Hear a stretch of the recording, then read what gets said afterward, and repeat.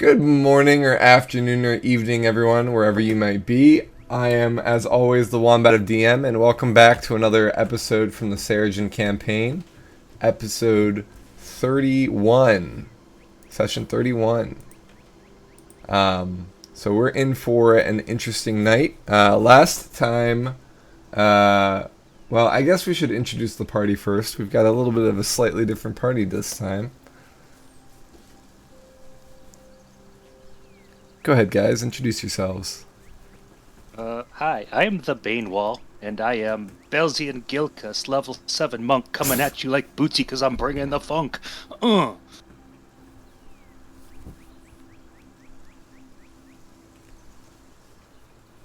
Next up is Shade. Shade was speaking but was muted by mistake.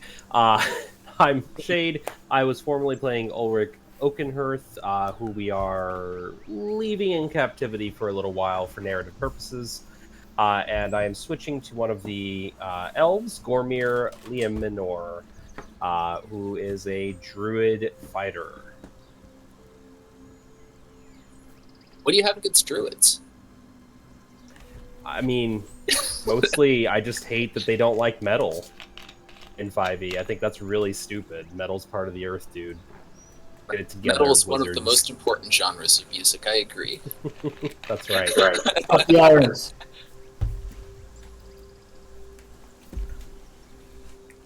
I'm Amadeus, and I'm playing Roger Mays, the Wood Elf Assassin. Would have Insert assassin? joke here. Yes, he would. I am Jaeger playing Jarvis. Jeez, you Pete's, I can't talk tonight. Yarvik Venisonbringer, who is also a huge heavy metal fan.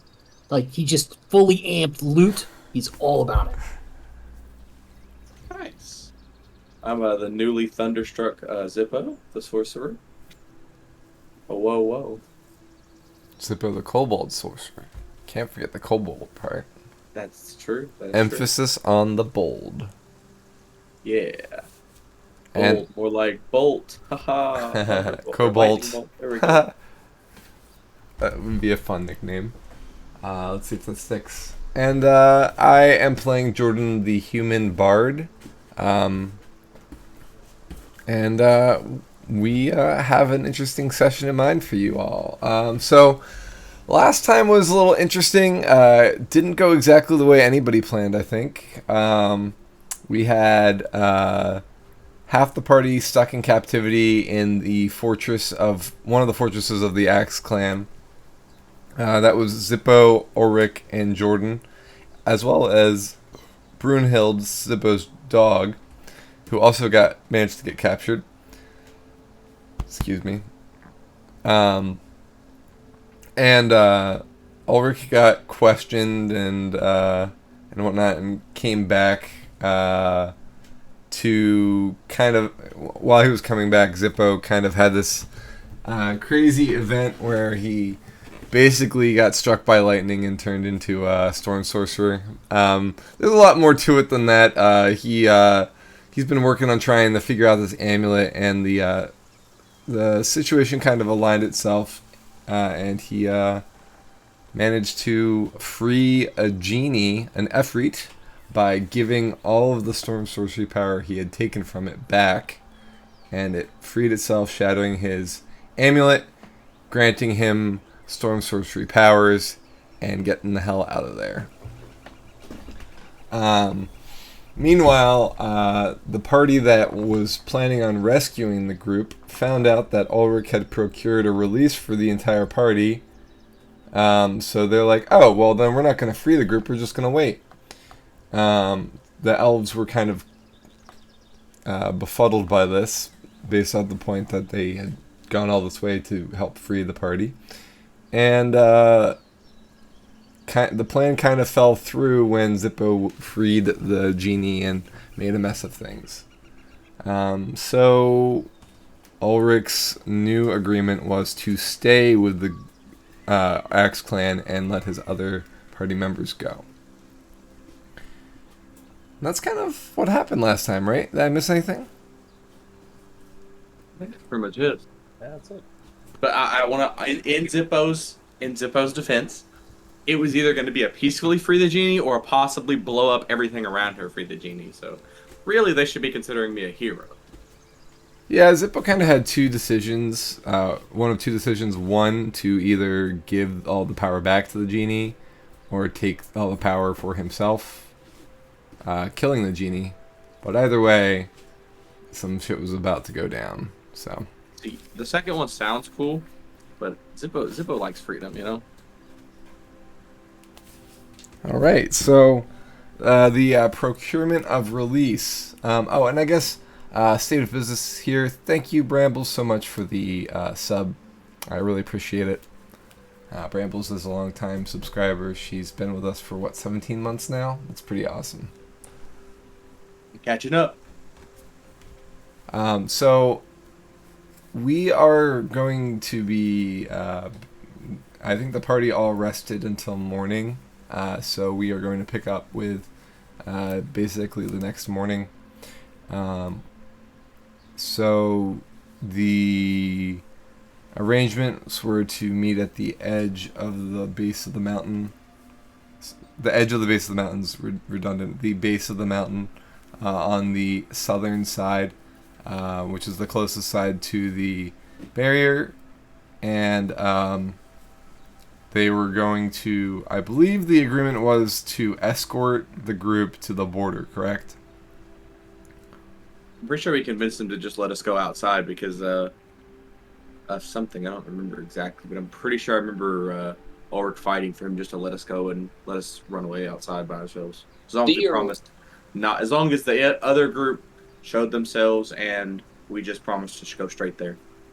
The original plan was to escort us to the border, with the Axe Clan escorts being insurance against us getting attacked on our way out. Right. Oh yeah, I forgot about that. I bet.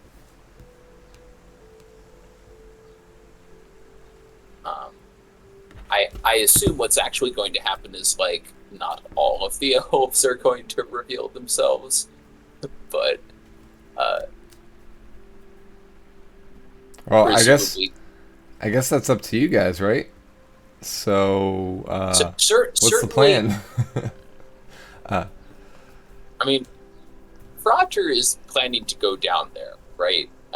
He'd like to see Zippo and Jordan, and he's not really afraid of the Goliaths because of how fast he can move.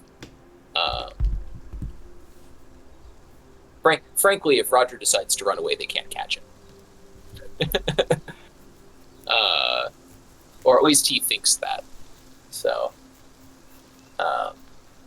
he's not worried. If the other elves want to come down and be escorted, quote unquote, to the border, that's up to them. If they want to follow us to the border or beat us to the border even, that's also fine.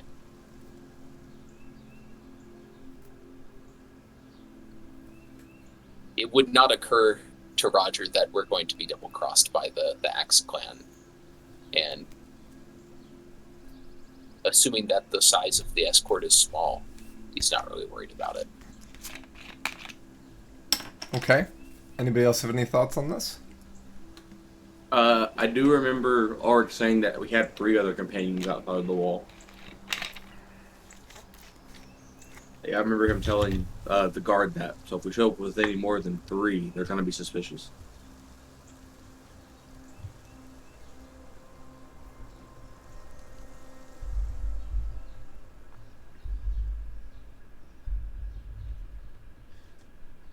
There was also the potential of attacks from other clans that might seize the opportunity, but we'd probably be wary of anything all the time anyways.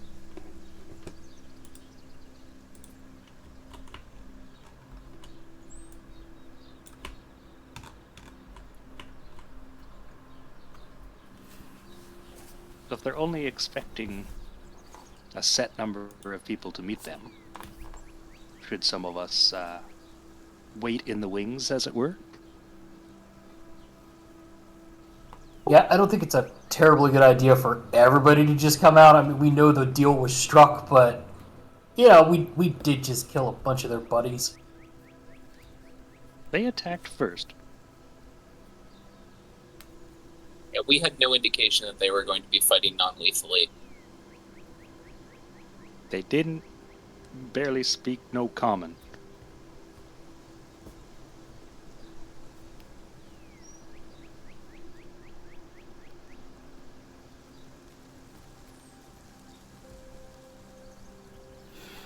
Yeah. I will also say that even though Sylvanar, you are playing Gormier tonight, you are still within range of the rings, so you are able to still communicate with your friend Ulrich, should you desire to. It just means that Sylvanar has a little bit of double duty for a minute or two. Which I absolutely can do. I didn't doubt you for a second.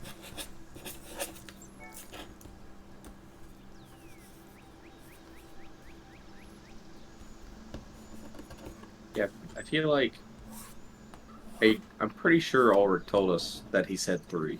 I'm like 80% sure that he said we had 3 friends on the outside. Yeah, I don't think he really outed the elves themselves. I don't think you did either.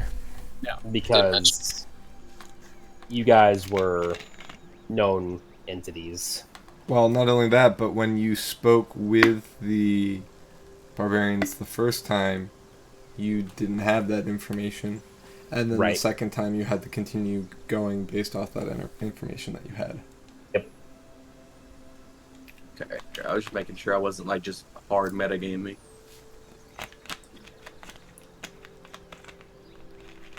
With that in mind, I would say whoever like would be the quickest, and if like because they assumed we're elven spies, so I mean I'm pretty sure we've already got out that we aren't, but I mean I guess it's really just up to whoever they want to send out. Like if you 3 want to go, then that's fine. If you want to bring an elf along and leave Yarvik, who arguably is the slowest of our group other than me, I would think. Unaided, if I use the spell, I can hop along pretty fast for short. Very dangerous over short distances. Yeah. So like another elf. Well, actually, never mind. I don't think any of the elves would be as fast as our teammates either. We can handle Yeah. ourselves and keep out of sight. Perhaps, though, I think we should probably have one of your group be with us and one of our group be with you, just so that we can keep an eye on each other. This is Ayer talking. Are you suggesting a mixer, Ayer? A great way to get to know each other. I was just trying to do that. I was just trying to do that with these Goliath guards.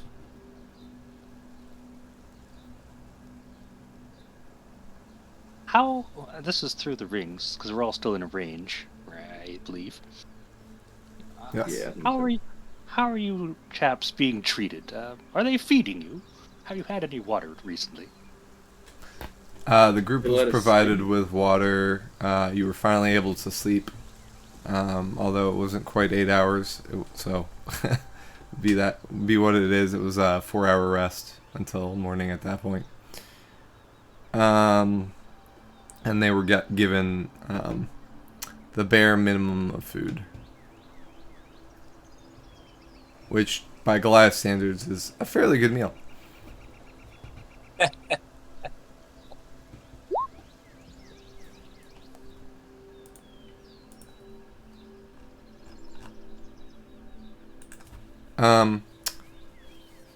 Also, for those of you who don't remember, we did level last session. So if you haven't rolled hit points yet, go ahead and do so while we're coming up with our devices and whatnot.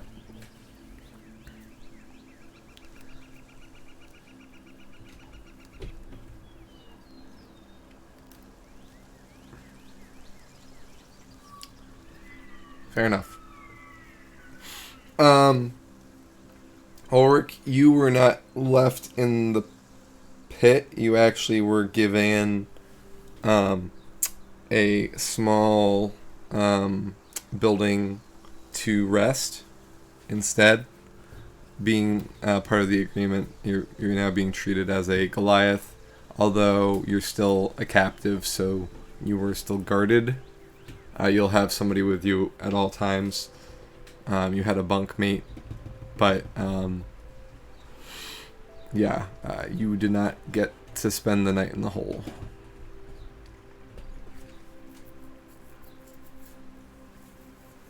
Yeah, certainly being treated better now. Oh, that's very good. You sound much less hungry and more awake. Yeah.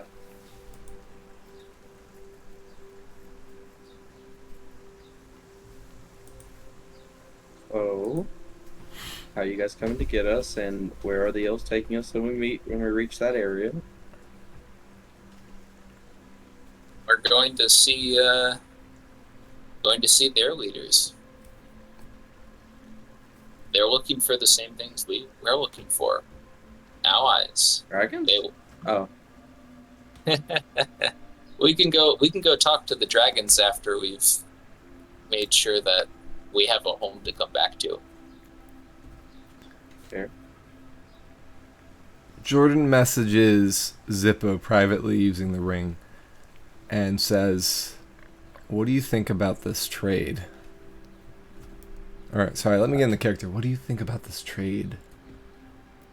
Privately back, Zippo's like, I 100% just want to burn this whole place down, but we don't have the equipment to get him out now, so we'll come back later when we have the equipment and the ability to get him out. It's the best option we have without sacrificing his lives or our lives. I suppose a good first step would be to get our possessions back. For sure, for sure. And if we get near enough water and I find Atlan, I will get him to come. And if I run into Adrenal, I will ask him to come help us as well.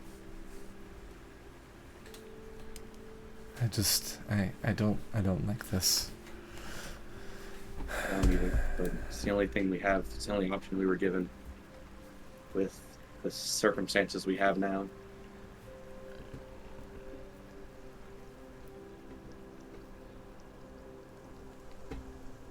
But we will come back and get him. And if he is hurt in any way or not here and not on his way to us by then we will kill them all. You feel a sensation of doubt spread across the ring, and he says, "Oh, Zippo, it's not a small world anymore. We might not see our friend again." We will. You gotta think that we will, and we will. Maybe the next genie offer will grant me a wish. You do seem to have a way of attracting such beings to you. I've only ever heard stories of genies, and now I know of two.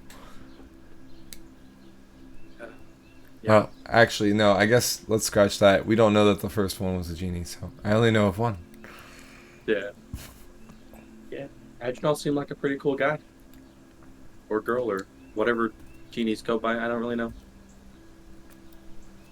As the two are talking, footsteps are heard above, and the Goliaths lower ropes and open the cages to both of the cells.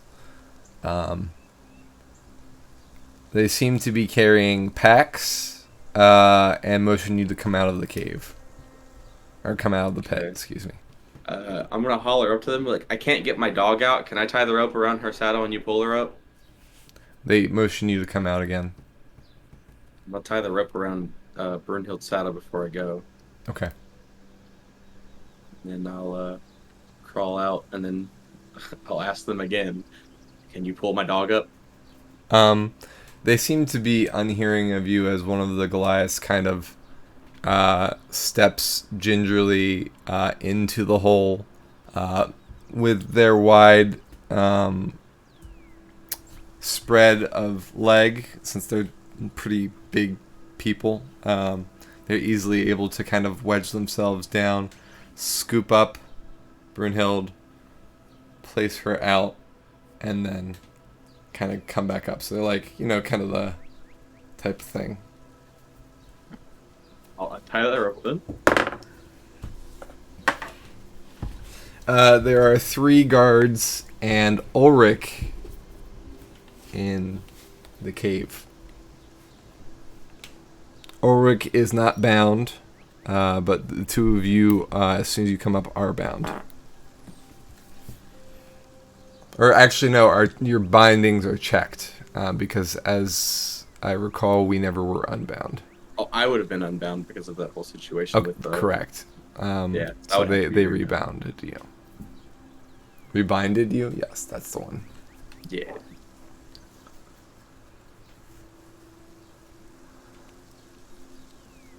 Ulrich. Gordon.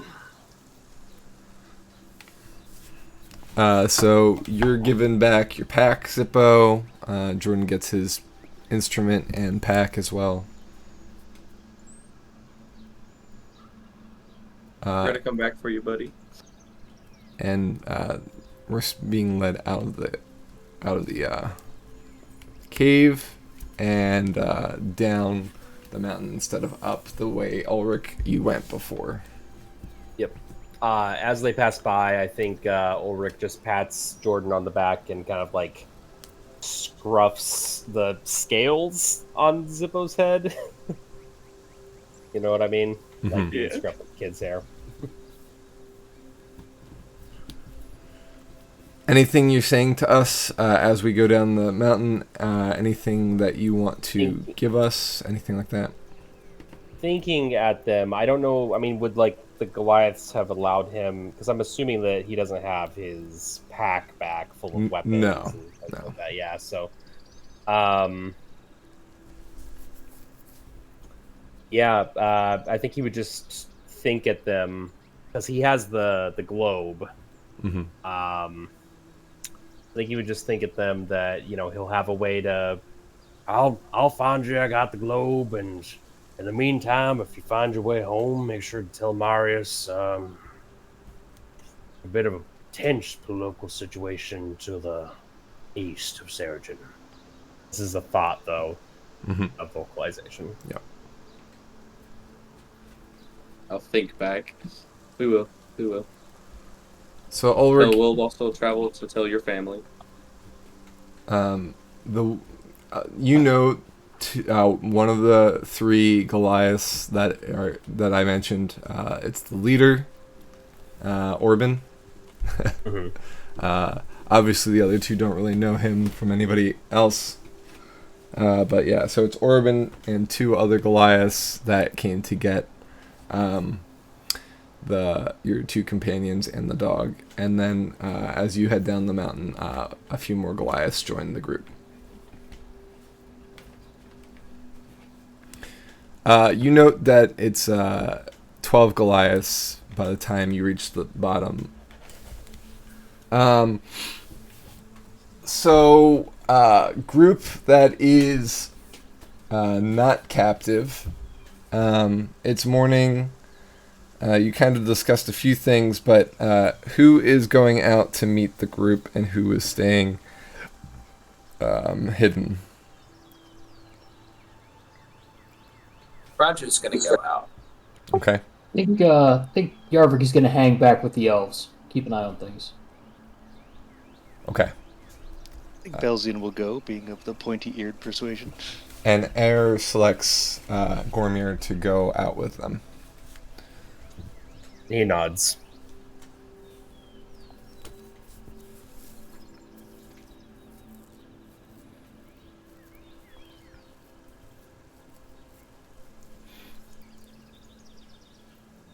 All right. The meeting place ends up being a clearing with felled trees lining the edges of the area. It looks like it's a normal meeting place or staging area for the Goliath. It's pretty well worn path coming down off the fortress, heading south. The dirt and mud from the night before have been recently tread upon, as if many footsteps have gone through in this area.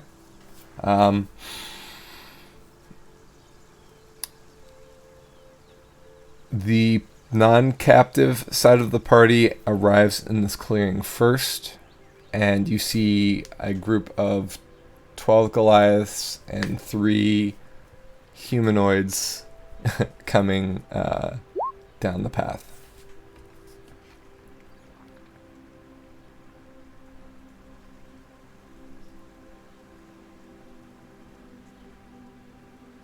I kind of feel like there are more than 3 of them.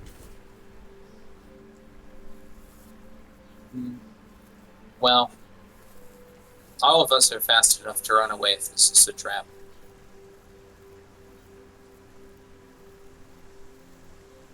I don't think it's going to be a trap. What do you think? Can't be trusted. Orban kind of speaks at Ulrich while they're heading down and basically says, "You're going to be translating." Well, of course I will be. You know, I gotta ask Orban, just while we have a chance, do any of your people know common? Or what we call common? There's a lot of clans. You surely got a way to communicate with them, don't you? Certainly. We have a common, for sure. Ah, I see. Just not our common. I didn't say that. All right. I'm not really sure why. Well, I'm just going to leave that little mister alone, I guess. And in common, he says, You silly dickhead. He pushes you a bit forward as you continue, as if in response. yeah, he laughs.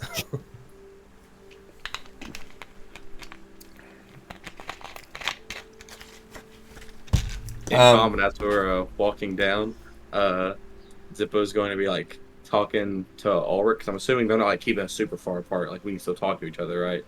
Yeah, and you also have your rings if you don't want to be audible. No, we're talking in common. Okay. Out loud, and Zippo's going to be like, "Listen, make sure you get 3 meals a day, sleep well, okay? Okay. Make sure you get a nice, comfy bed. Don't sleep on no rocks, okay?" Right. Well, I'd say same to you, but you got a little journey ahead of you, so, you know, when you get back home, down in Necrata, just make sure to tuck in tight, keep it on level, don't upset any X-Clan on your way out. I mean, we're going to be escorted, so I'm assuming the Iceman won't attack at us. Yeah, well, I know Jordan could be a handful, so just keep an eye on him is all I'm saying. Yeah, Jordan's the handful. Zippo a wink. Yeah, that's right, both in size and in personality, he is a handful.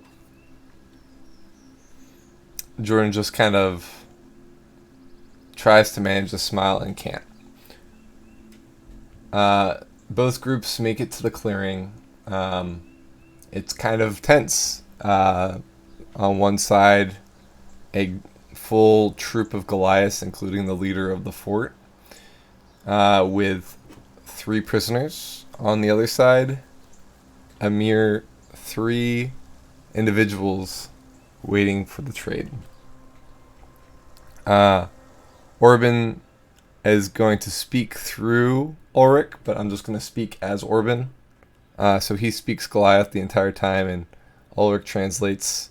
So if you want to note an inflection that you change from what I say, Ulrich, that's perfectly fine. But otherwise, I'll just speak.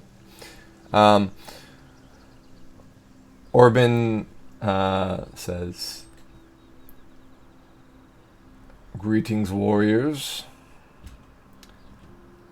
I am releasing these 2 into your custody," and he nods to the 2 Goliaths that are keeping watch over Jordan and Zippo, and they push both of them forward. And move along with them. It says, these 4 Goliaths will escort you south to the edge of the Axe Clan lands, and then will return to me unharmed. If you do turn on them, I will know. You are exiles starting today. The sooner you leave these lands, the less trouble there will be. These 4 will make sure you are protected until you leave, but if you return, it is a death sentence. You have earned your right to live through combat, and you have your message to give to your leaders of the Axe and the clans of Relic as a whole.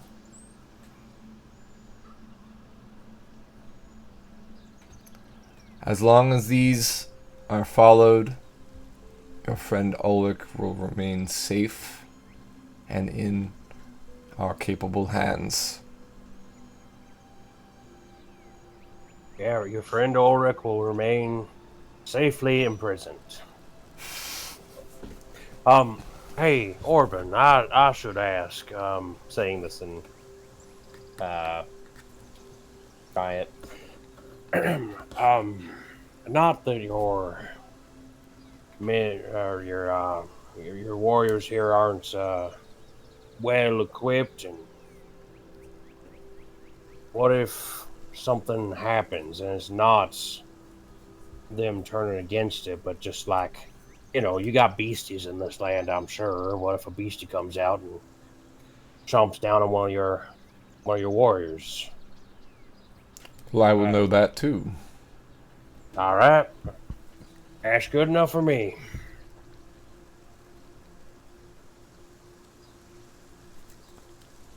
Do your friends have any questions? Y'all got Or any am I clear? questions? And I know we discussed it, but Zippo's going to pull out the gem. Are they unbinding us when they push us over to our side? They haven't unbound you. You've just been ushered over to the other side.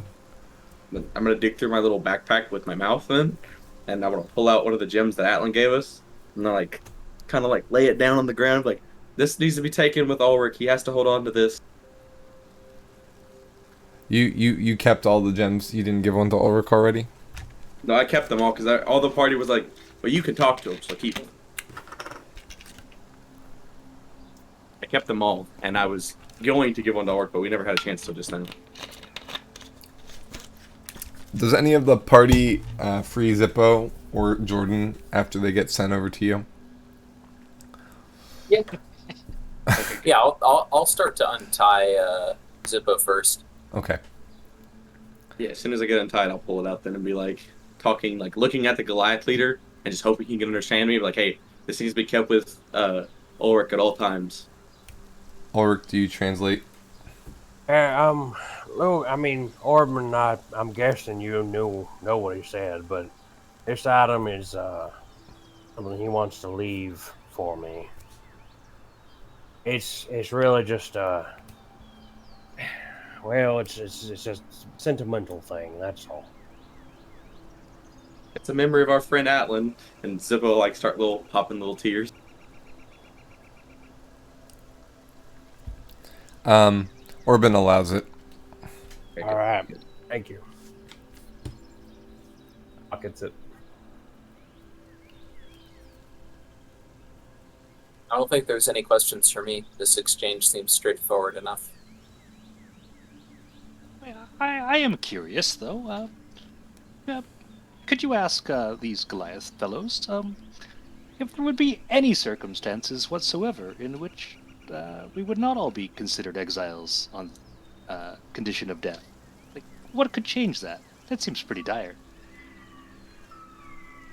Orban, is there any way to come back from being an exile?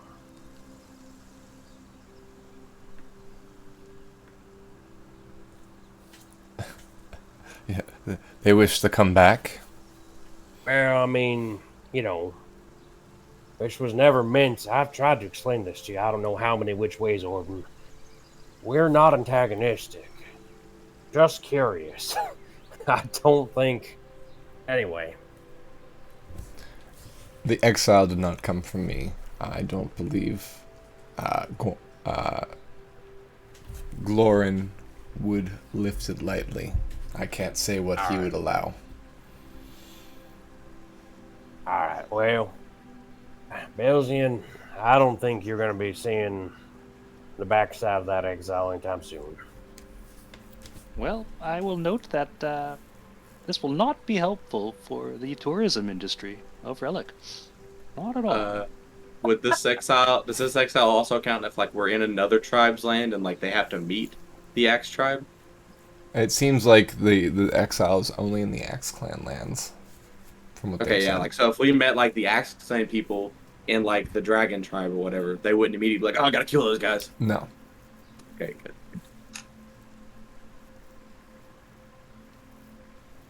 So we're gonna go out of character. Plan-wise, we're gonna go make friends with the vampires. I'm gonna go make friends with all the other clans and wipe out the Axe clan specifically. Out of character plan. That's long term. That sounds like a terrible idea. It is. Let's do it. I mean, to be fair, we've listened to a lot of my terrible ideas. I was like, oh, this thing that they put up forever, let's go break it down. In fairness, most of us didn't have a choice about that one. True, I kind of did just take it and run.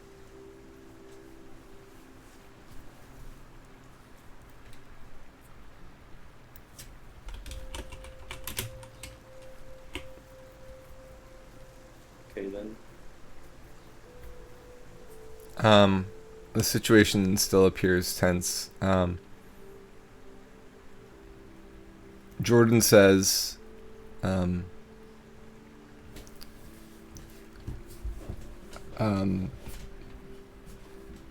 Master Goliath, I can't help but think that we would be freer to leave your lands faster if your Goliath friends weren't with us. Is their escort really necessary? Orban, yesterday I'd made the case for not bothering with the escorts. They can travel a lot faster on foot, knowing the way of the elves. Anyway, you could just take. Surely, if you know what's going to happen to your warriors, you just know what happens in your land, right?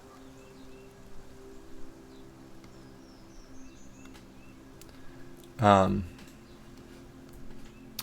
going to use a diplomacy check, but I'm going to have Ulrich do it because Ulrich's speaking for me. 14. Okay. Roll with advantage because I'm aiding you, I guess. Okay. 23. Does Ulrich actually want it to succeed?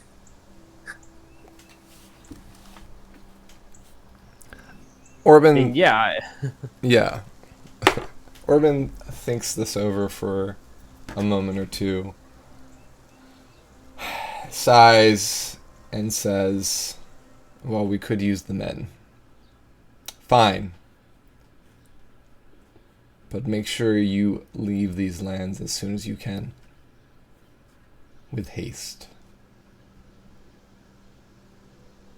Ulrich, are you telling me that you got rid of our safe escort out of here? Yeah. How are we going to prove to any Axe clan that we come across that we're allowed to be here on our way out? Well, technically, we're not allowed to be here, but we can just outrun them. Yeah, that's a good point. I know. Belzian and I can outrun. You can't. Jordan That's- can't. Think of Yarvik with his little legs. The Gormir chimes in and says real quick, My legs aren't that little. but Ulrich says, Orban is. If they don't have the escort, does that mean that if other Axe clan members see them, they're going to be attacked on sight? I would suggest that they avoid the Axe clan on their travels south if they choose to not have an escort. It's having second thoughts. Give me my chuckles. damn escort. Maybe I was happy with the escort to begin with. I'm in no hurry. maybe we could find some kind of middle ground, Roger. Maybe Orban can give us like his axe or something, just as a show of. There's no way they're gonna let us do that. Okay, maybe some other guy's axe, you know? But we could axe them. All right. What if we get a piece of paper and have Orban sign his name in Goliath, saying that we're allowed to pass through safely, and anyone we run up to, we just kind of like toss the paper at him? Surely he has a seal or a stamp. Yeah, you can't be the leader of a fortress and not be well equipped with diplomacy. This country's That a- would just be silly. I think Gormir will say, just lean in to Roger and whisper in his ear, We have our ways of traveling. Escorts are not to our favor. All right. but Ulrich in the meantime says, Hey, Orban, they are having kind of back and forth on this. I'm thinking they don't need an escort, but worst case, I could escort them. How about that? and just kind of winks at the Goliath. Indecisive elves, he says. We No, must that choose won't be the best necessary. option at every juncture. How do you think we lived so long?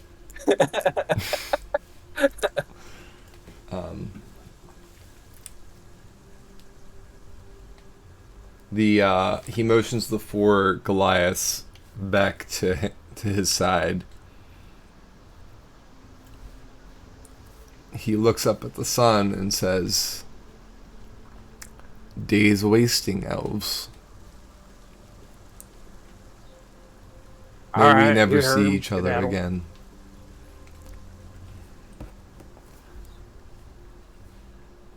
Say that in common or Goliath? He said it in giant. Okay. Yeah, and Ulrich says, Well, he's saying skedaddle and don't come back. Yep. All right. All right. We'll get you for this, Ulrich. We'll get you for this. yeah, Ulrich. I'll get you, my pretty. Ulrich knows what I mean. Yeah. Ulrich just shrugs and says, Like you could stay away. Watch. All right. Let's get on it and go. All right, and it'll jab Gormir in with his elbow. All right, mister, we have ways. Get us out of here. Artigas And- bittersweet. they begin to head away. Southward. Can I make a sleight of hand check? Sure. Okay. To what? To see if I can discreetly wipe the tears from my eyes. Everybody sees you bawling. Oh no. Yarvik, watching from the distant tree line, sees things starting to break up and just says over the ring to Ulrich, he says, see you down the road, big man. Here, save some duck sausage for me. Always. I'm a veritable cornucopia.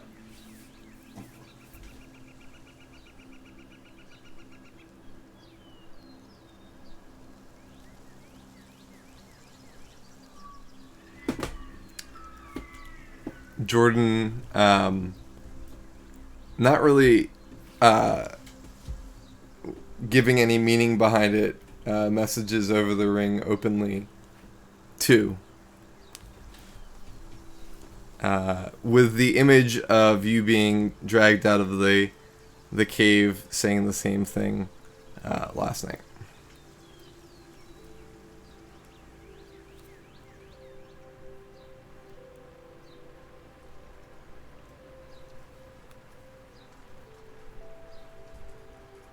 I'm sorry, Josh. My audio cut out for a second.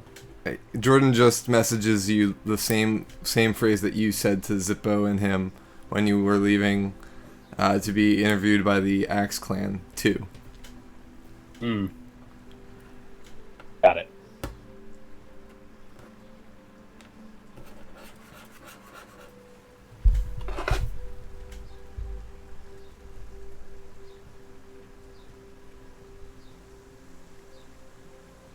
All right. Ulrich, you return after the group leaves site. Orban waits a moment longer.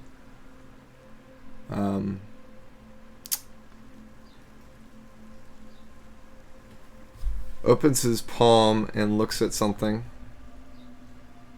Closes his hand, puts it back in his pocket, and motions the group to head back up the mountain, taking you with him.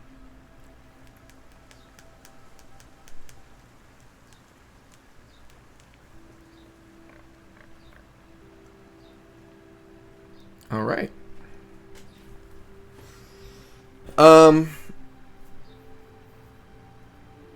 After about 30 minutes, I would assume that the group reunites.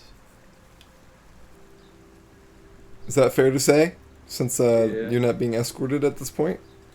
I guess reunite might be the wrong word since we're down an Ulrich now. We can coordinate with Yarvik since he's with the group in the forest and meet them once we're out of eyesight earshot of the Goliaths. Which is exactly why Ire decided to split up the group.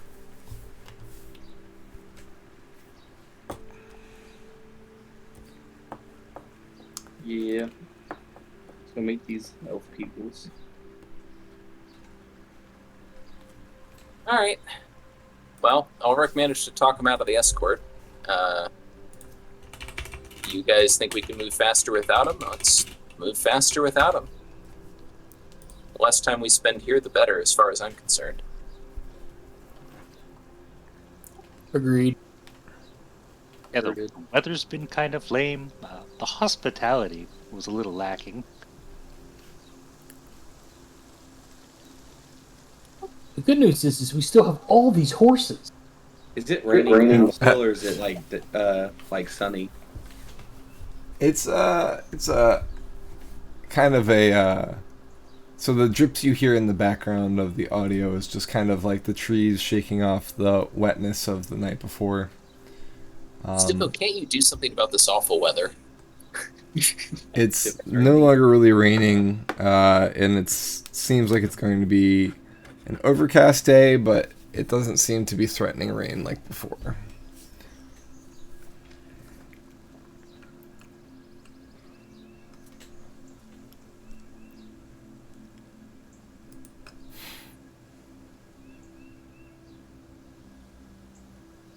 Well, shall we go? Post haste? Down one paladin, but we gained a thunder god? Sure. Zippo, you seem a little more charged and energetic than usual. Oh yeah, I met a genie. Well, a genie.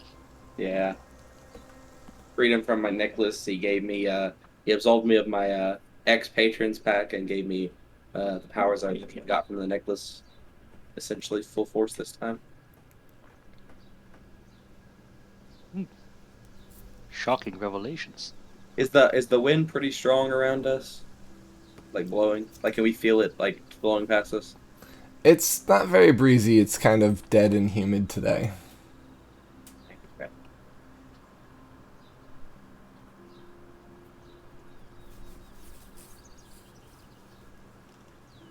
Okay, never mind. I was gonna change the wind direction.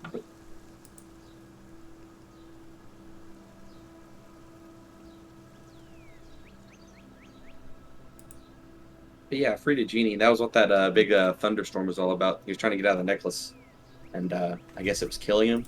And me freeing him saved his life, pretty much. Cool. Yeah. So do we have a genie friend now? Yeah. Did you get any wishes? Yeah. No. What? It's got my power. Was he out of wishes? I thought all genies had wishes. His name was Adrenal. You know, he's a pretty cool guy, or girl, or whatever genies go by. I don't really know. What was the that water elemental fellow? Atlan. Atlan? Admiral? Are all your friends names starting with the letter A? I don't know. We'll see when I Your free name- more of them. Your name starts with the B, Belsian. Yes, but we were friends Sure, that's before true. the strange creatures started appearing. They're not strange. Wow. There's, Wow. I think it's probably impossible for you to have been friends with Zippo before strange creatures started appearing. Fair. It's like I attract them or something. Zippo being a strange creature and all. I just want to, like, we're saying this all aloud, I'm assuming, so the elves just, Oh, like, yeah. listening to us, like, what the heck is wrong with you guys? We're just bantering. So yeah, They're always like this. You'll get used to it. I would say introductions are probably due for the two party members that have joined the group to the other elves, and the elves to the party members.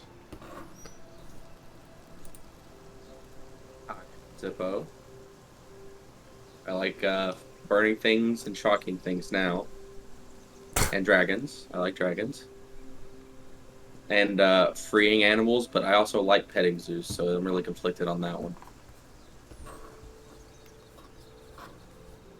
Ire has a tired look about her listening to Zippo. Like, you didn't have to ask, okay, lady? Jordan kind of does a deep bow and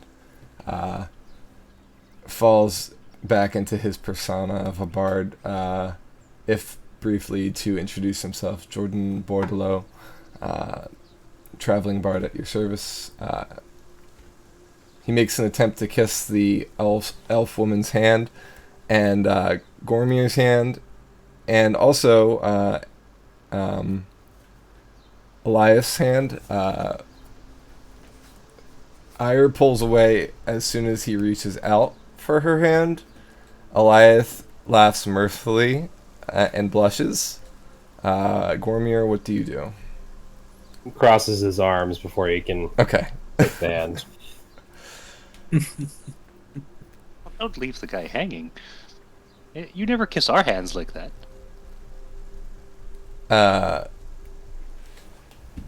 Jordan just kind of gives Belzian a hug with relief that he's out of that predicament. Good to see you, buddy. Welcome back. He kind of looks back with a sigh toward the way the group came. In turn, the elves introduce themselves. Ire introduces herself as the leader of this small group and explains there used to be more of them, but this is all that's left. Elias introduces himself saying that he found your friends to Zippo and Jordan.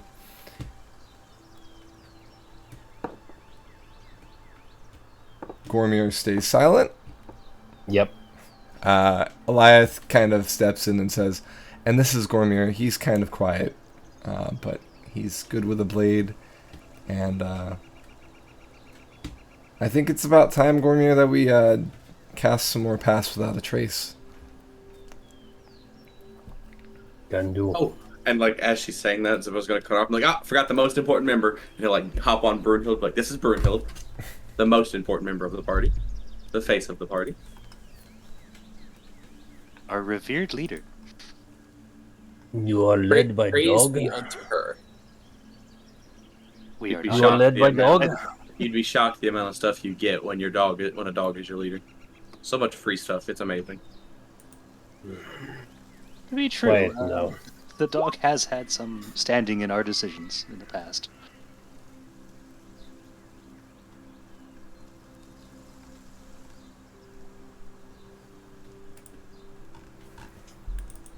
So not only is Gormir here kind of a quiet one, they're also very good at making the rest of us quiet. Not good enough. I don't follow. I know. No. They lead, we follow. Oh, right.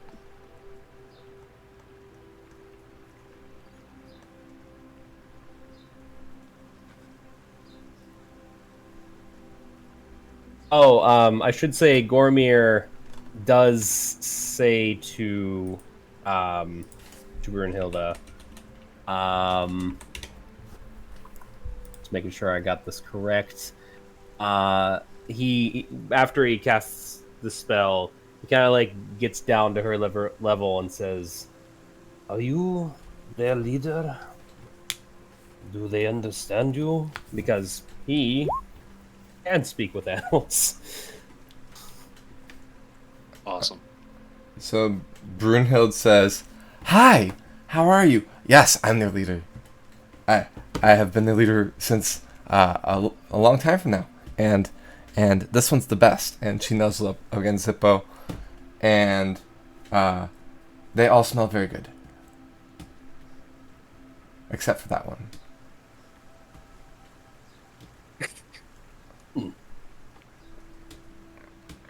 She is energetic pup.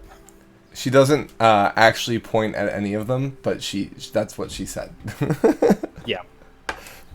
Got it. Yes, he is quite smelly.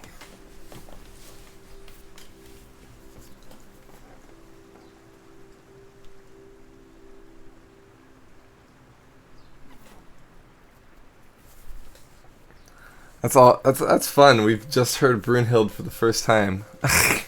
Amazing. I love Brunhild. Oh, as we're talking to the elves too, Zippo's gonna be like, "Is there any languages you guys don't want me to speak in?" Because the Goliaths really did not like Infernal. It's all Greek to me. Yeah, well, Zippo, like, he'll speak in Common, then Draconic, then Elvish, and then Infernal, and then in all 4 versions of Primordial. So air, fire, water, and earth. Gormir, what languages do you have? He has Common, Druidic, Elvish, and Sylvan. Okay, that's what I thought.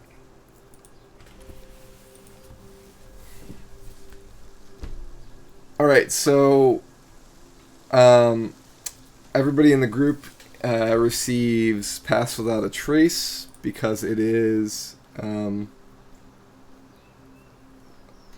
so in the spell it says its range is self and target is self. Creatures of my you choice and within everybody 30 in feet of 30 me. feet. Yeah. Okay, there it is. Yeah. And Yeah. each creature you choose. Yep, sorry. I read it and then I didn't read it far enough because I read the range.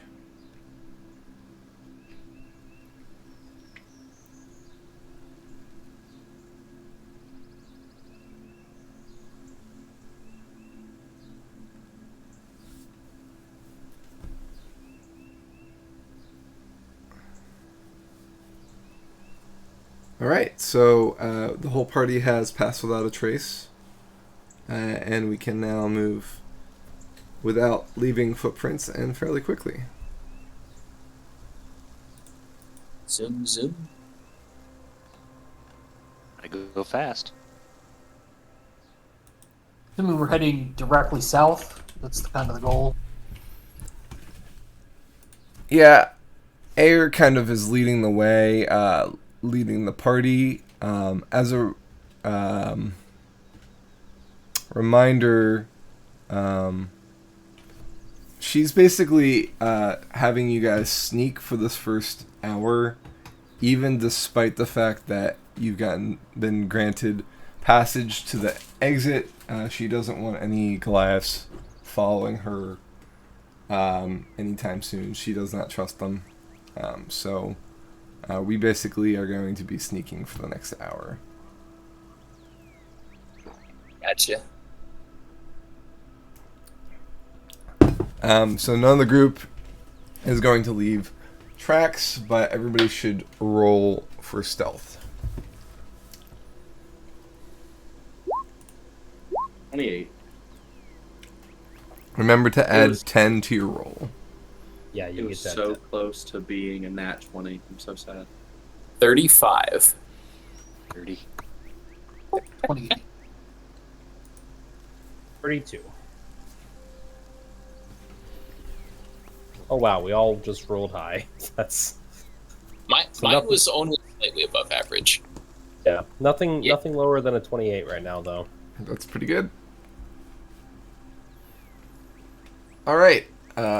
So the group heads south, down off the mountain and back into the jungle.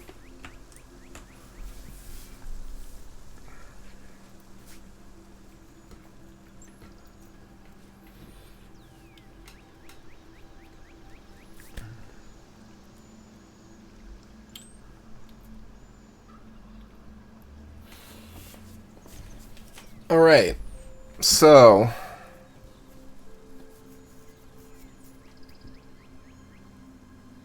it looks like we lost somebody. Who did we lose? Oh, welcome back. Are you having that problem again, Shade?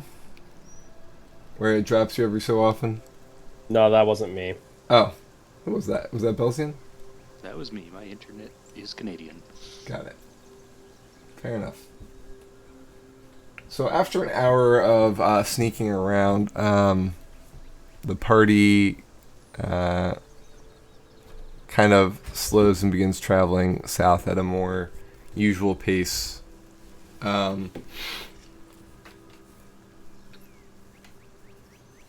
So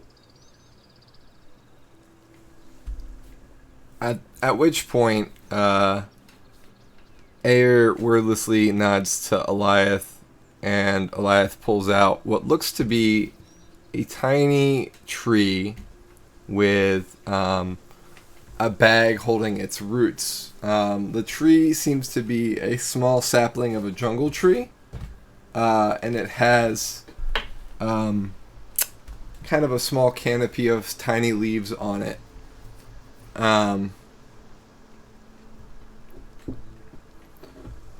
Wordlessly, she plucks leaves from this tree, one after the other, handing it to each of you as she does so. And when everybody has one of these leaves, she says,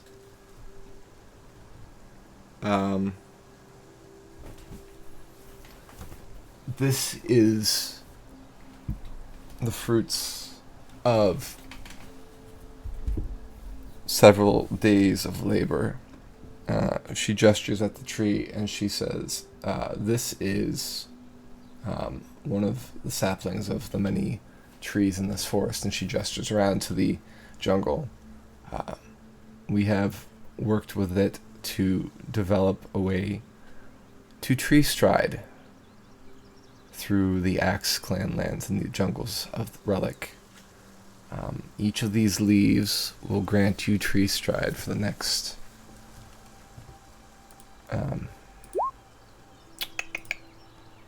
sorry, one moment. I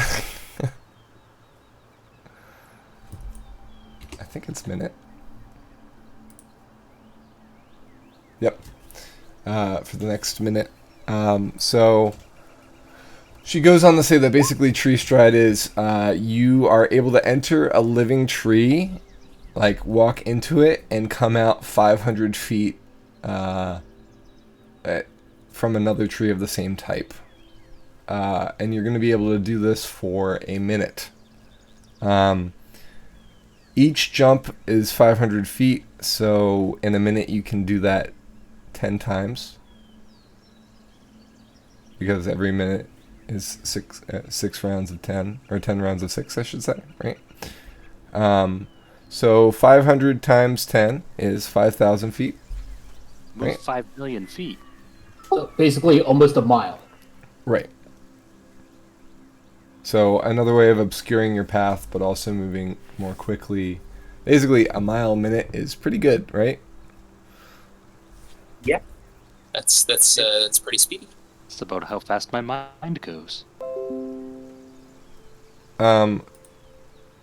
She also explains that we cannot use up this tree, but we will be utilizing it at least once a day. This first day will be practice to make sure that we can stay together while utilizing this tree. And she kind of explains that if we stay linked while we pass through the tree, we can use the leaves to kind of pinpoint the tree that we want. Like, we'll all enter the tree and then exit another tree by feeling the same tree together. Because once you're, each of you, I'm going to say that we all begin to enter the tree, right? So as you merge with the tree, each of you kind of feels like you are all part of each other, and the trees around you, almost as if their roots can join, and you can just feel the forest breathing and moving, and you are a part of it. And you kind of stretch yourself 500 feet to the south. If that is truly south, it's downhill. There's more trees down there. It's more life, and all of a sudden, you feel a pull, and what was a root is now a hand as you are kind of pulled out of the tree, and the whole group kind of gets pulled out as you come out of the tree together. It's a strange sensation. The elves seem to find it almost boring. It seems it's something that they are very used to doing. But each of you have never felt this type of thing before. So, I've been called a tree hugger before, but I can't say I've ever been this close. The only time I've ever been this close to trees is to light them on fire. it was almost overwhelming, the amount of trees that were around you. You have a newfound sensation of how interconnected this forest really is. Does my tongue taste like bark? Jarvik is very concerned by this possible side effect and wants to know how long it will last. It actually, you have a sweet smell, sweet taste in your mouth. Oh, sweet bark. If somebody told me when I woke up this morning this is how I would be traveling, I would not believe it.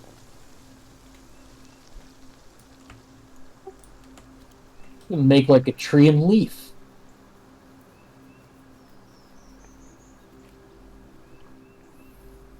All right, so You all need to branch out with your jokes.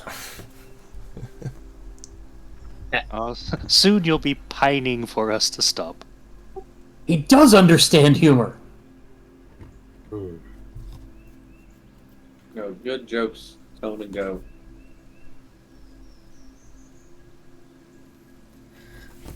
well, if you're all sapped for the time being, we can continue heading south.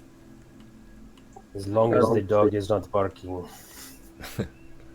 Jarvik has the constitution of an oak. So as a note, Ulrich, since you weren't part of the party when this occurred, the party left the pack of horses over here.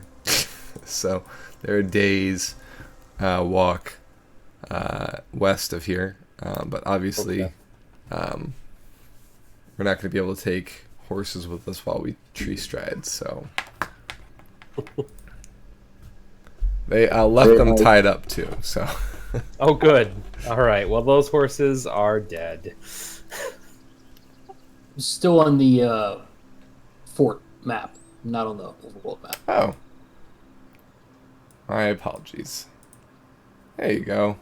Well, frankly, I'm amazed the horses made it this far. So the horses are far away, is what you're saying. Wombat's done his best to make sure that we didn't have those long term. Those poor horses. Who's gonna take care of You little crossed a Posey? river and a wall and a jungle with them. I'm impressed. They find a Like I good said, ride. we did as well as we could. But Even little Belsey? Jorvik is sad now. That's just the way of life. It's the circle of D&D. Alright, so Maybe Kieran will eat them. the party moves at a quick pace through the day, heading through the mountains here and heading south, avoiding going uphill and staying to the valleys. You do see signs of other groups heading southeast every once in a while. They're big footsteps, so one would assume they're probably Goliath, but you know, you could make a survival check if you'd like.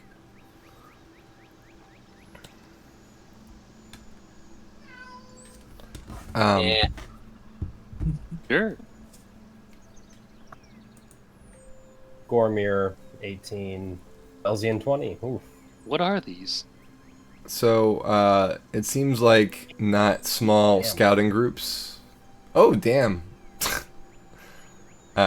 So Gormir's like checking tracks and says, and you know, you see that the tracks are going southeast. Like I said, it seems like a large scouting group, or a large group, not a scouting group.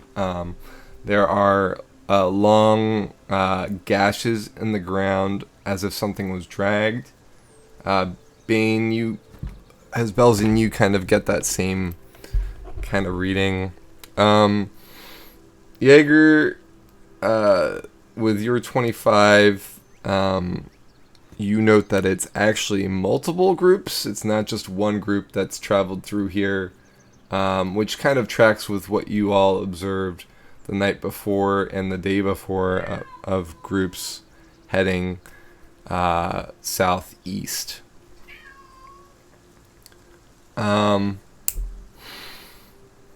Did Ulrich communicate any of that information to the group at all? About the positioning of the clans? Sorry. Yeah. We didn't RP it, but I imagine, especially overnight, before he goes to sleep, he might just kind of broadcast as much as he could. Okay. Yeah, so that's a good way to have it, where you see the land name or the clan areas, but not like the dividers like you were able to see on the map. Yeah, because he wouldn't really be able to convey a divider. Yeah. All right. So it's getting to be dark at this point. The group moves a bit farther south away from the tracks to kind of make sure that they're out of the line of travel in case somebody comes through. And then the group makes camp. And we'll start watch when we come back from break. I'd say this is a good stopping point for our first half of the session. So we'll meet back here at 9 if everybody's good with that. Sounds good. And we'll be back fairly shortly. Don't go away out there. Alright, welcome back everyone to the second half of the session. So we've been traveling for a day.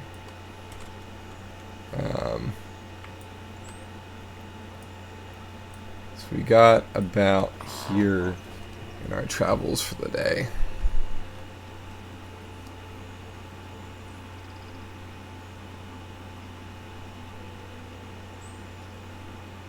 So night is falling. Do we wish to continue traveling or rest for the night? Me and Jordan definitely need to rest. Yeah, rest for sure. that's fair. No use traveling exhausted.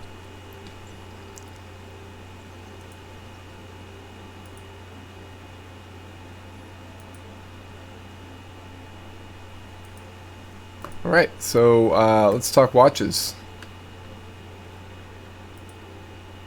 I'm assuming the elves will want to have one up on each watch.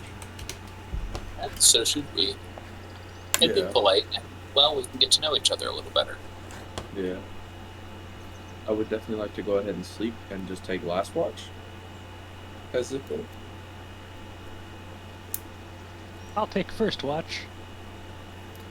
So we do have 8 people in the party now.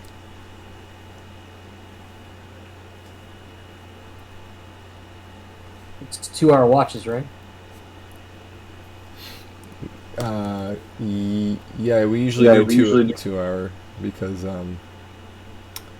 whatchamacallit doesn't need Roger doesn't need more than 2 hours. I need 4 hours. We usually do 4 hour Yeah, watches. 4 hour watches. No, we do three groups. One first, second, and third watch. Yeah, 3 groups of 4 hours. Hmm. So everybody can sleep for 8. Got it. With this many people, the people that need to sleep for 8 can take a shorter watch, and we can rest for less time in total. But yeah, We recently changed our sleeping habits so we can stay up all night. Belzian can watch twice if need be. all of the elves only need 4 hours unless they're spellcasters. So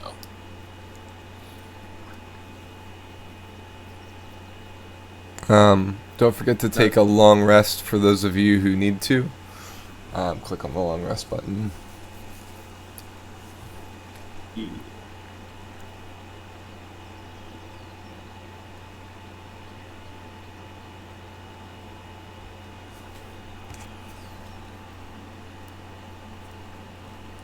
All right, so I'm sorry. Let's clarify watches again. Who's taking first? Belzian can go first if no one else wants to. sounds good to me. Ire will take first. Air, sorry, will take first watch with Belzian.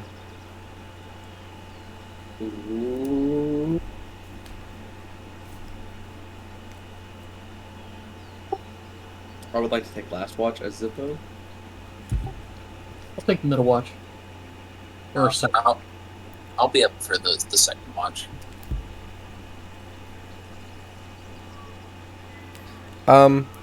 Ranger, what is the Ranger's hit dice? Is it a D8? We can just take care of it after the session's fine. Oh, it's go ahead.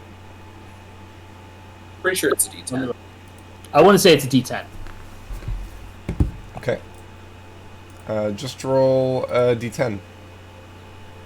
I can add that to your hit points as soon as you roll it.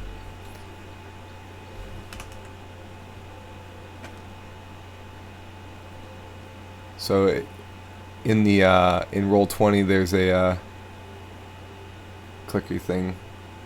So in the left-hand column, there's one that looks like a dice. You just click on the one that says D10. Or I think it's /R. Okay, so you got the average. Well, the average would be what, 6 for a D10? I would think it would. Well, no. Well, it's 10. I don't know. I'm sure the average is 6. So 42 is your new rolled hit points, making your max hit points 63. Dun da da da dun.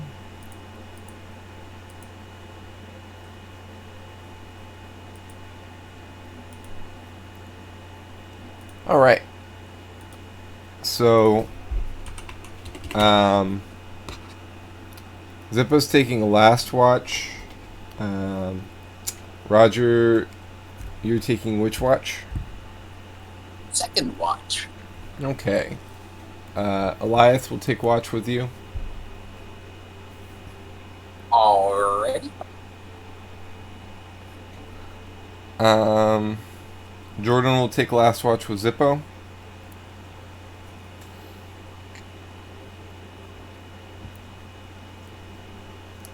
Which leaves Gormir and Yarvik for third watch.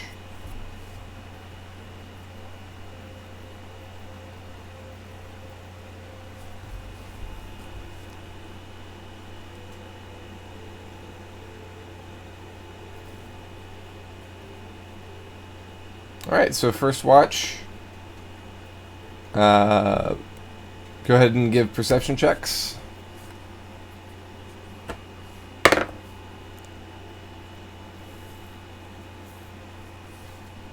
17. Okay, we have similar scoring.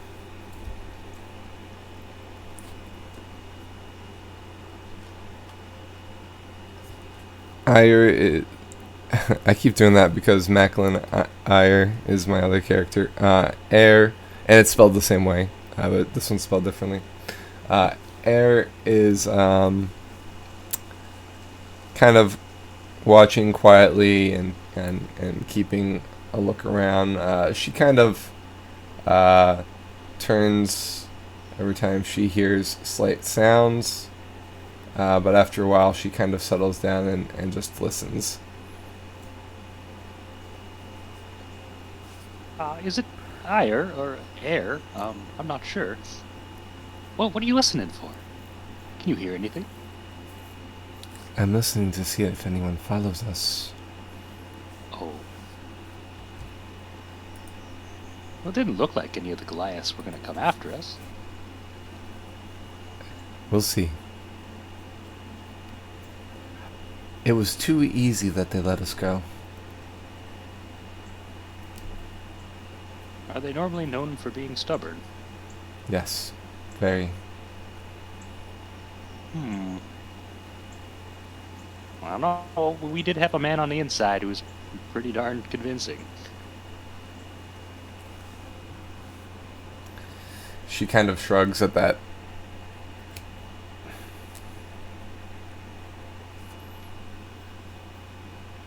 Then we'd best keep our eyes open and our ears open as well. Although you can't really close your ears, so that's kind of a weird saying.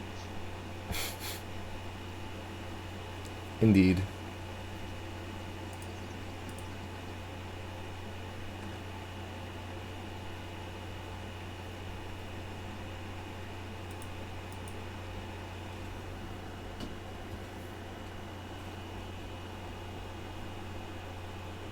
Belzian has a bazillion questions to ask any elf, but will hold his tongue for now. You sure? Mm-hmm. Okay.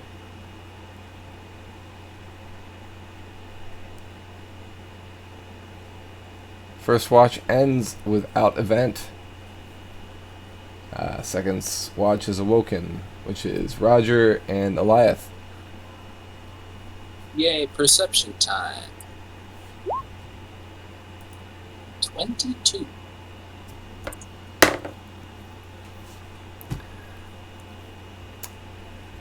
Eliath immediately breaks into conversation with you basically wants to know about the elves in Seregen. It's a mixed bag. My family was poor. Very poor. And I remember several kings back, but the humans rule Seregen and have for some time.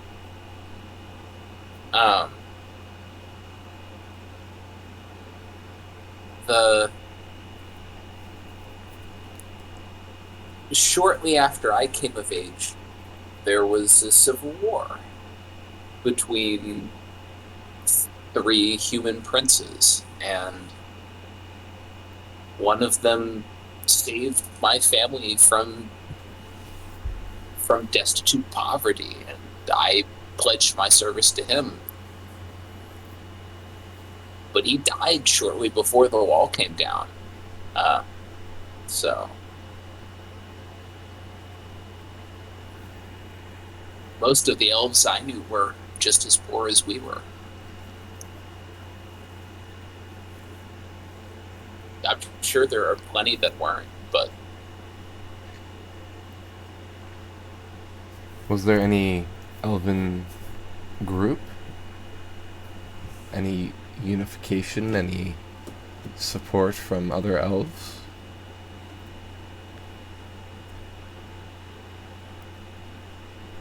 nothing like a real elven, not a real organization, just a bunch of families. The town I'm from, Villadrin, was slums before the Civil War, and during, for that matter.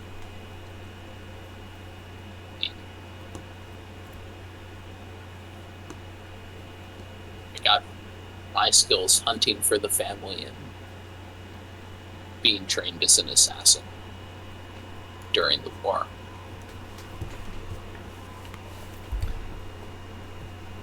Interesting. I can't say I like fighting for humans, but it got my family a better life.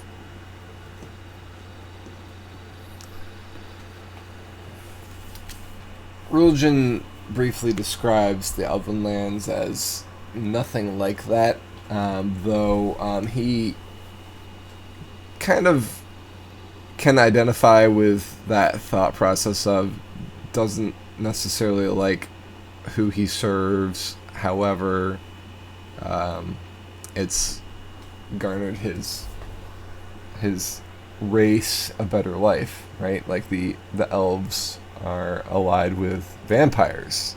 He's not very keen on that. It doesn't seem like any of the elves really are, but yet it has kept them alive and free and able to have their kingdom, their homelands, and that is a price worth having, I guess, at least in his mind. Yeah, that's.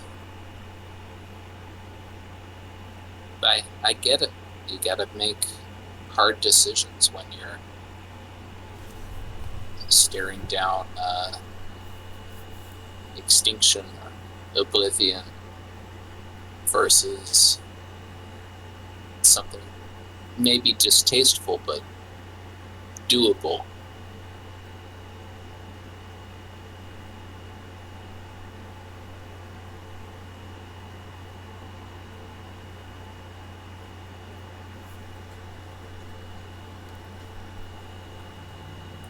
It's my little brother, though. You have a brother? Yeah.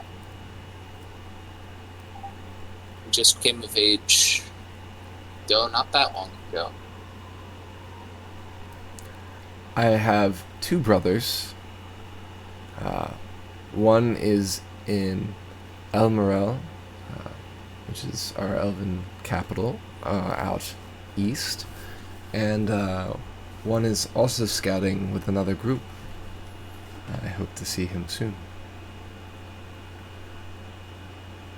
I hope you get to.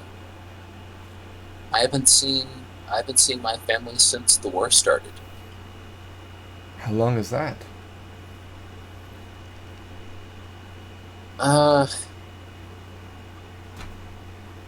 That's a complicated question to answer. In theory, it was over a couple of years ago. In practice, the leader of one of the factions survived and has been causing trouble since. And my job, and Ulrich and I both were tasked with tracking down him and his supporters. Your friend that you left back with the Axe clan. Yes.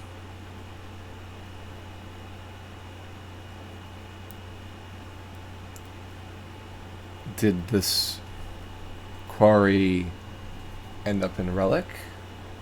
What brought you here? No, he's dead.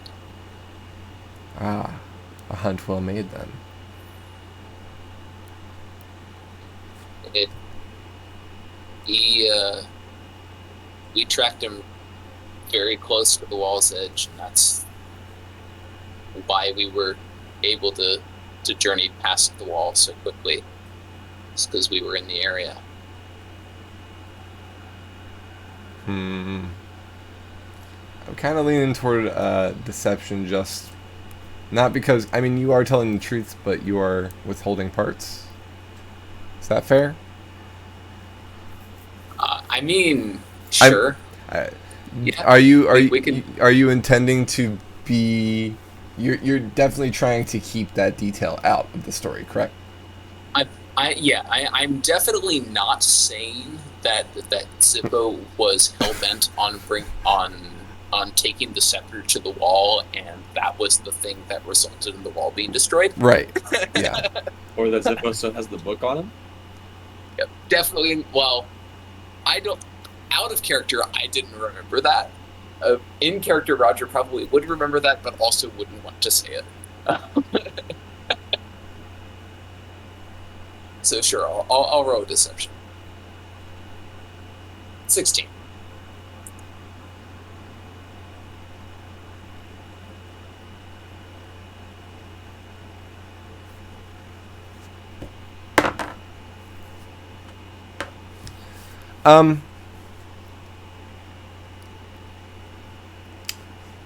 He listens to you as if you're going to elaborate more on this, but when you don't, he kind of gives you a quizzical look, but stays silent.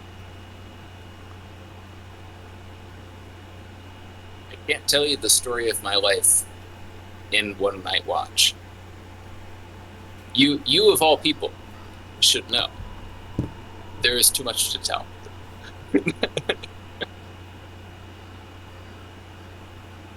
As an elf speaking to an elf. Mm-hmm.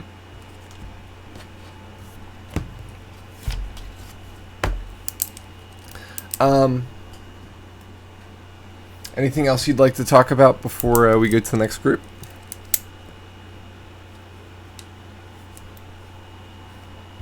I'm curious about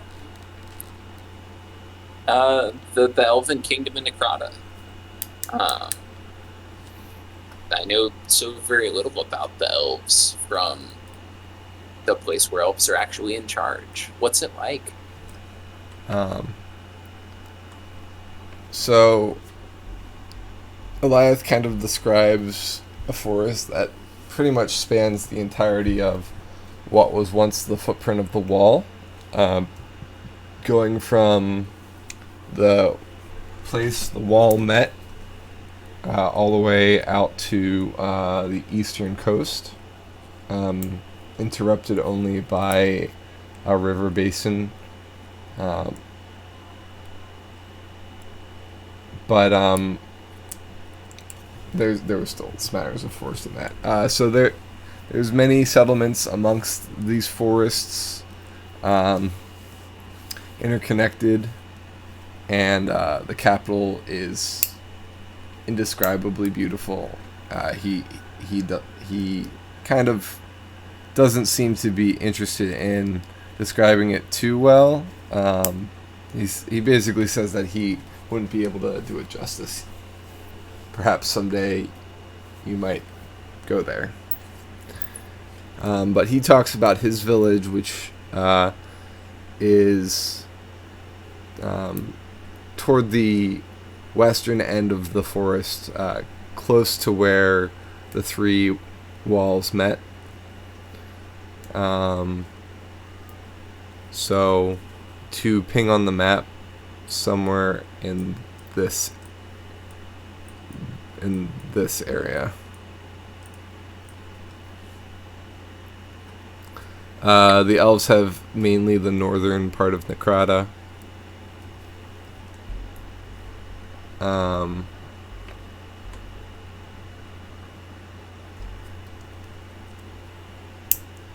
And they're fairly unified. There are some half-elves and other elven types there. but the humans are all to the south.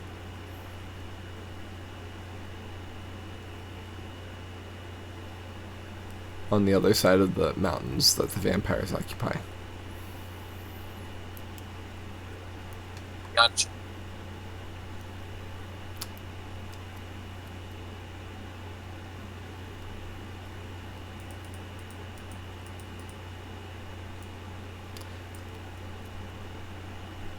You get the impression that, from what he's describing, there are a lot of elves in the crowd. A lot of elves.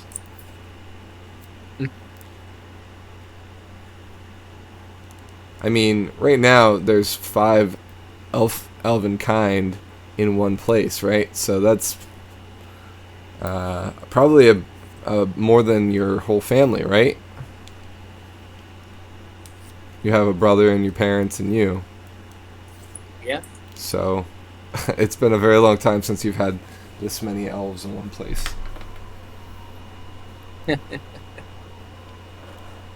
That you knew, I should say. There might have been that many or more elves during the war, but that's kind of a different circumstance for sure. Right.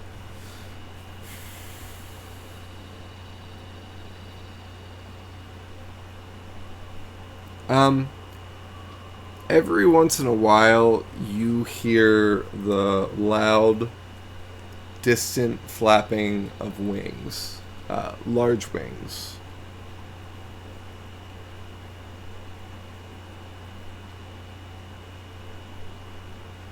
I'll point that out to Eliath whenever I hear it.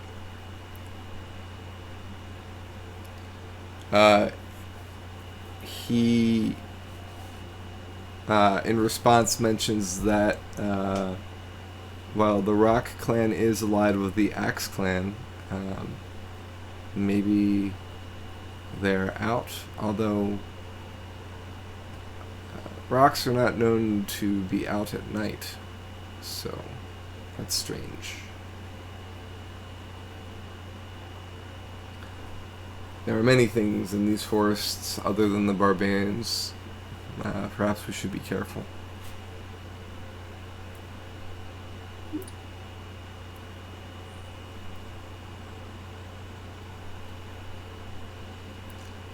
No other event happens. Alright. Well, let's wake up the next watch. Alright, third shift, which is Yarvik and Gormir. Needs a snooze button.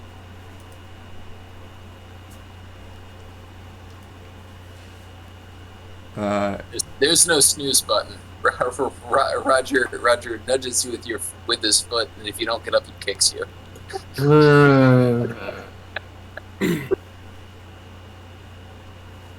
Little one, you must pull your weight, no matter how small. I pull all kinds of weight.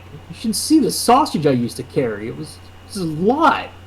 Like, Is a this lot. realism? Or did you...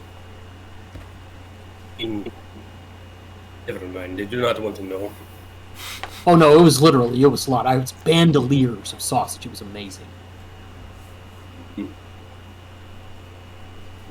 You'll see. You will come with us someday to the human land, and you will experience our delicious sausage.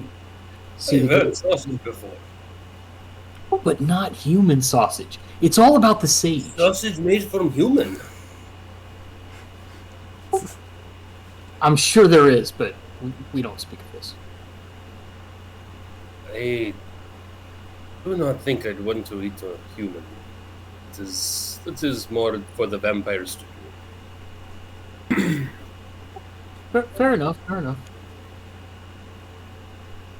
But Yarvik isn't human, so he doesn't care. He'll try anything once.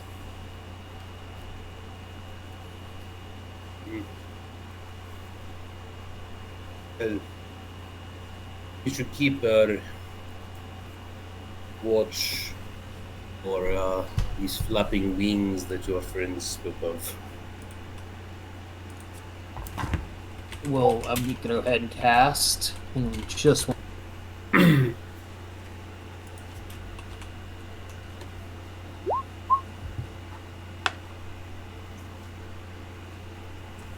so now I will actually be somewhat useful on my watch. Oh, that is very useful. It's sometimes difficult. I think I'm the only person in the party that has difficulty seeing in the dark, and it's frustrating sometimes. Big ears and a sense of a great sense of hearing don't always make up for it. So Well, you know what they say about big ears and big sausage. tasty earwax. I don't know. I'm trying to be nicer. Anyway.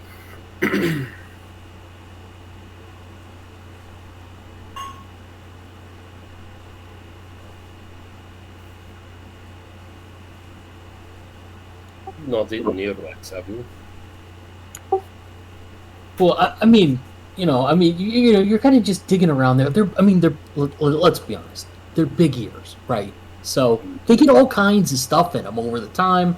You're up in trees, you're down in the swamp. You get it out of there, and okay, sometimes you get curious. Huh? That looks like a tasty lump of wax. I wonder what that tastes like. And then you lick it, and you immediately regret it. You immediately regret it. But everybody's done it. I know everybody's done it. They just don't admit it. Okay. I'm going to look this way now.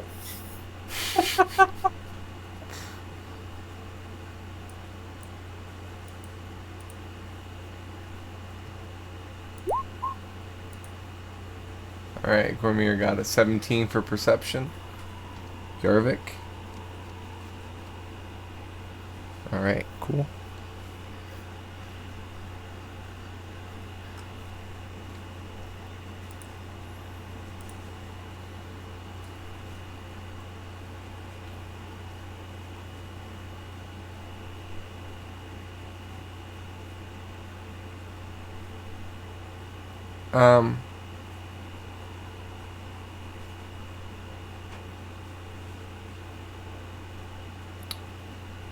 All right.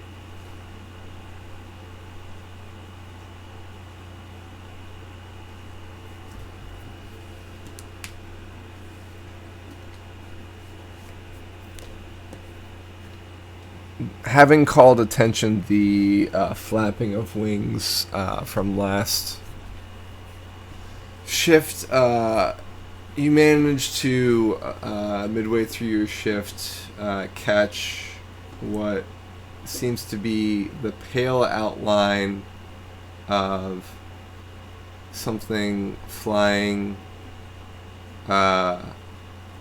through the tree line.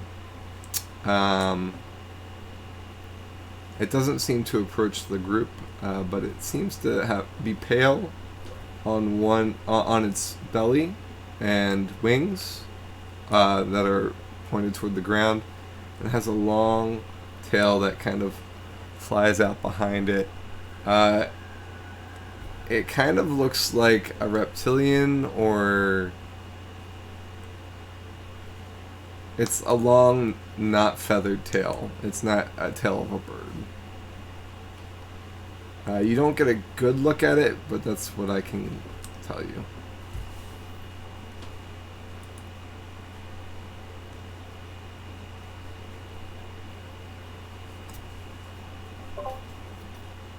Okay. We'll make sure to report that to the next group.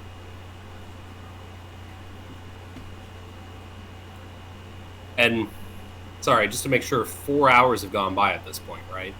You guys are on the 6th hour, because we've got 4 groups. We're doing 2-hour watches. Everybody Yep, gets so Gormir is going to be awake going forward. You know, he's just... Okay.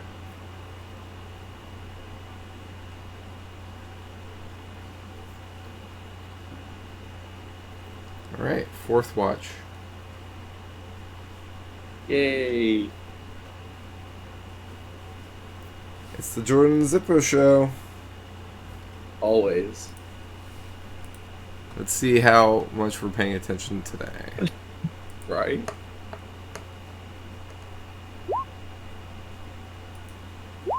Hey, artificial falling. Alright. We are watching Jordan is goes to tune his lute, and then when Gormir mentions that he saw something flying in the trees, he kind of quickly stows his lute once more, realizing that might not help. Fair, fair.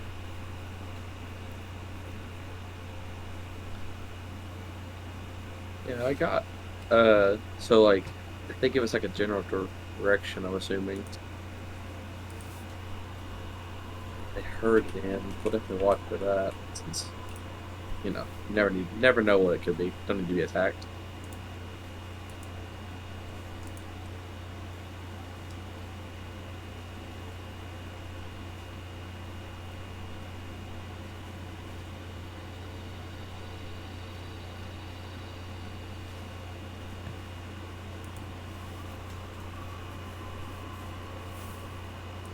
Alright, so while we're doing watch, anything you're doing? I'm gonna pull out that map that I had from the cave, Okay. and I'm gonna read it. So I believe the way I describe this map is it's mainly a picture. It seems to have a grouping of mountains with dots evenly spaced along it. The mountains are at the bottom of the page, and the dots are just above it. And then there seems to be some sort of line on the right-hand side that might indicate maybe a river.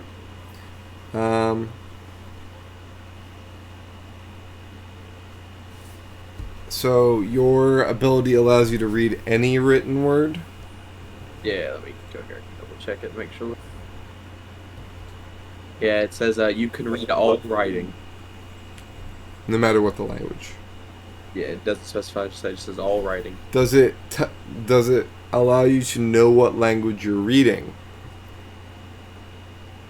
I wouldn't think it does. It doesn't say anything about it. It just, like, the eyes of the roomkeeper just say you can read all writing. So I guess it'd be however you want to rule that part.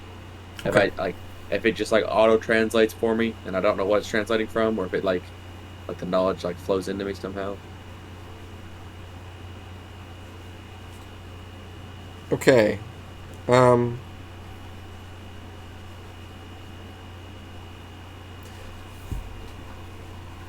So the word doesn't seem to mean anything to you. It's a word. It doesn't have any meaning that you get from it. Which is strange, because you should be able to understand any written word, right? Yeah. Yeah, it just seems to be a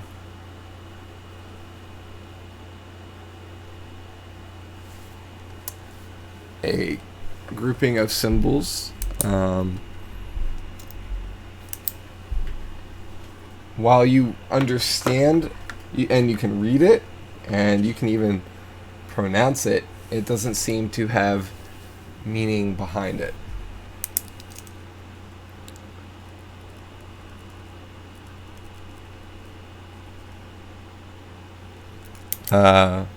You pronounce it as Mayenir.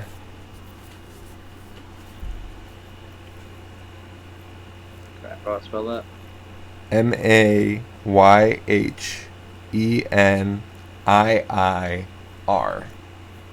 Mayenir. Okay. I'm gonna ask Jordan if he's ever heard that word anywhere. Heard of a word called Maynir? Jordan shakes his head, looking puzzled. I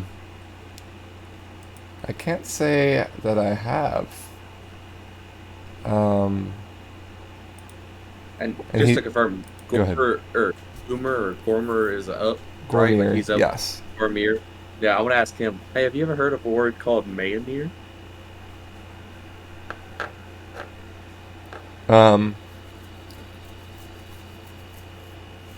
Gormier, you recognize that as a name.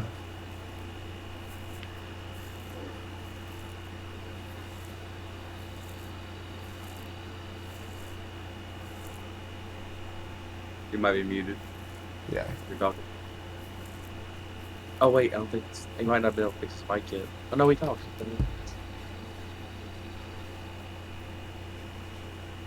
He might have stepped away for a second. Yeah.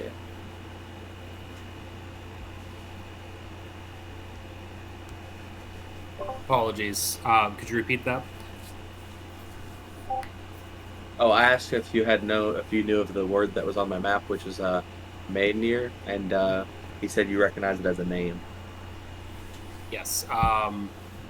And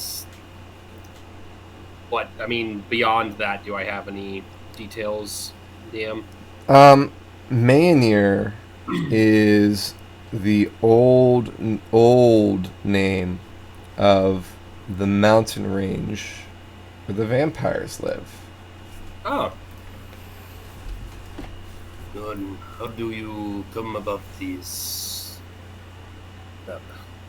Oh, it was a long story. TLDR is which stands for Totally Late Blooming Dragon Reader. Is when I first got my original powers from my original patron, I found this map in the cave. It was kind of just dusty laying there, and then after all the events happened that have happened recently, I just remembered the map, and I can now read all writing, but I didn't know what it meant.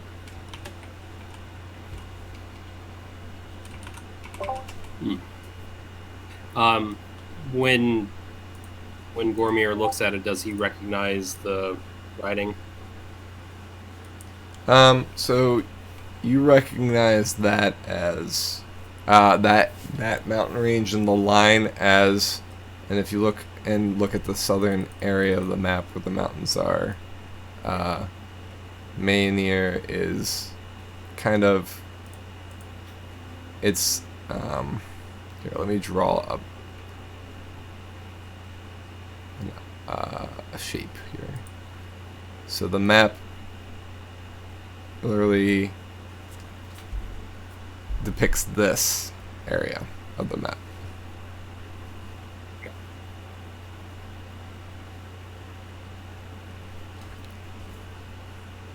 Do you think that's something we'll be able to go to, Gormier?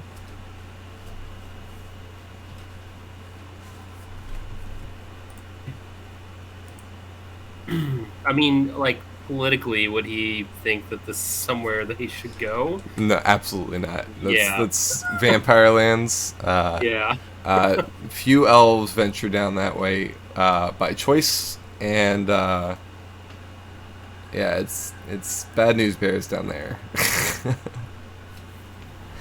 Not to mention getting there is half the problem. Going across the waste is not really pleasant. I do not think that you really want to be there.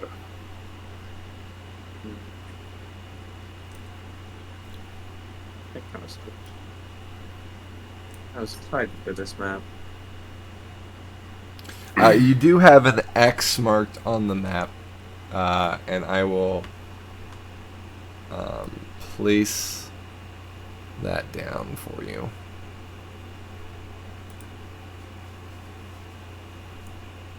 Oops.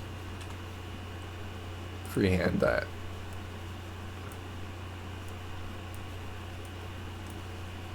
Can you see that okay? Yeah. There is also dots along the edge of the mountain range.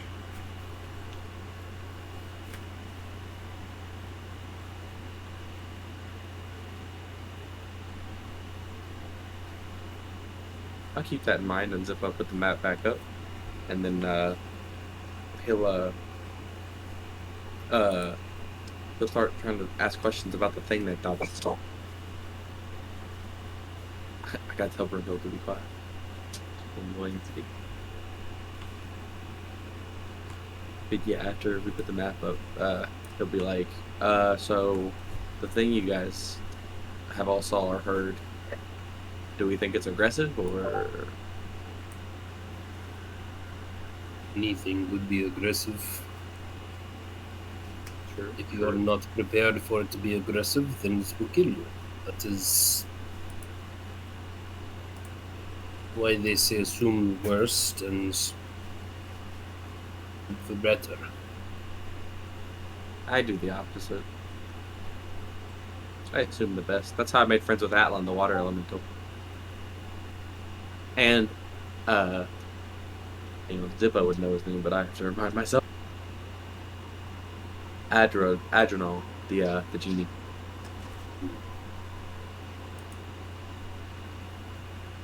I'm glad that this has been working out for you. I will continue to assume the worst. That's it. So just to confirm, you said this thing that was looking over us, you said they got like a little glimpse of it a little bit, like they seen it was like not a bird tail, more of a reptilian type tail. Yes, this is correct. It is white So and it could very. be a dragon. I mean, does Gormir know anything about dragons? Yes. You've never seen one. But it certainly didn't match the description that you know of dragons. There didn't seem to be a long neck or head. It was wings and a tail. So it is possible it is a headless dragon, if anything.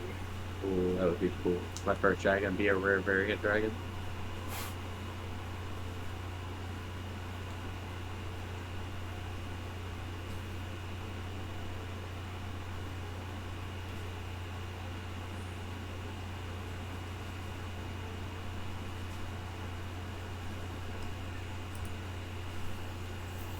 So, Cormier. Got any friends and family back home? Yes. That's good. Got any kids? No. Got any pets? Yes. What kind of pets? I assume you're using this word in broad context. I am friends with many animals. Oh, even better, even better. Do you have a bear? I have met bears, yes. What about a snake? I've met snakes. Ooh. Which one is the more what you'd assume their attitude would be like? Like which one is more like is a snake more like, do they always have the little sound you'd assume they have like when they talk? They do not make voices. I just can understand the sounds that they do make. So all snakes make a hiss. Okay. But if you're asking, do they talk with a lisp? No. Okay. I heard this one story of a bear. I think his name was Pooh. I don't remember who told me about him, but he was very allergic to bee stings, and that's why he decided to burn a whole forest down. He was also like bright pink, so I think somebody was really just out of their mind when they saw that bear. Interesting. I know a bear that I call Smokey. It does not like fire. Ooh. I like that bear, but I also like fire. You remember? Zippo bites his tongue when he says that, because I bit my tongue. He's like, ah! But, Anyway, have you ever met a water elemental? I do not think I've met water elementals, no. What about a fire elemental? I do not think I've met too many elementals. So you have met some. Maybe. Nice. That's nice. I got this one. His name's Atlan. He's the king of all water elementals. You have many kings in your land? No, like they have like supposed to be one main king, but I don't really like that guy very much, but that's neither here nor there. But like like the water elementals, they kind of do have their own little society thing going. Nobody really tells them what they can and can't do because they control all water. And then there's this one. His name is Vort. He's like the Goblin King, and oh my God, the stories of Vort, man. That man could destroy a whole mountain just by blinking. He's so OP. What is OP? Overpowered. Vort himself single-handedly took down 2 fortresses just by blinking. His tale is taller than yourself. Vort is the true king.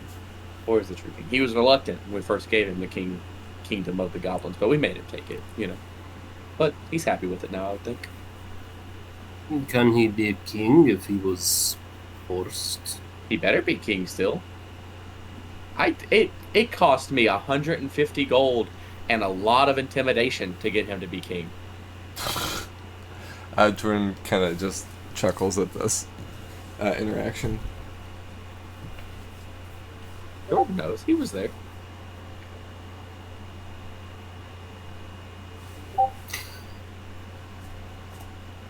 Do you throw money around freely? No, that was Ulrich's job. Ulrich always threw money around. If we ever needed to buy something, Ulrich always was like, I got it. Because his family is, I guess, rich back in the Seregen. He makes money. Let's see. Ulrich was a nice guy. I miss Ulrich. He seems dumb. Look, Gomer.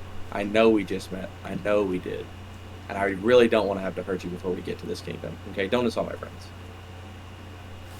No, I am not insulting, I'm just stating the fact that I stayed behind with the enemy instead of fighting them. It is... I mean, it was a lost fight. We were all doubly exhausted. They didn't let us sleep all night. And not to be mean or anything, but you guys don't look like the most capable bunch. I don't think you're going to be able to take on a bunch of Goliaths. I mean, you already said you lost most of your troop to them, so... You lost 2 other members, Cormier. Yes, well... You lose sometimes, but you always lose when you give up like that. I got 3 of them myself. That's good. Yeah. I do not know your friends' minds, do not know your friends, and I do not really know you. It's okay, Gomer. We got this. Zippo, in the distance, it seems far away. You hear a moaning sound, long and low, and you're immediately filled with a sense of doom and dread. It doesn't do anything to you statistically, like your character's not affected in any other way than just feeling that sense of doom and dread. Yeah, as soon as Zippo feels like he's gonna jump up, like, all right, might have to fight something, guys. I feel it.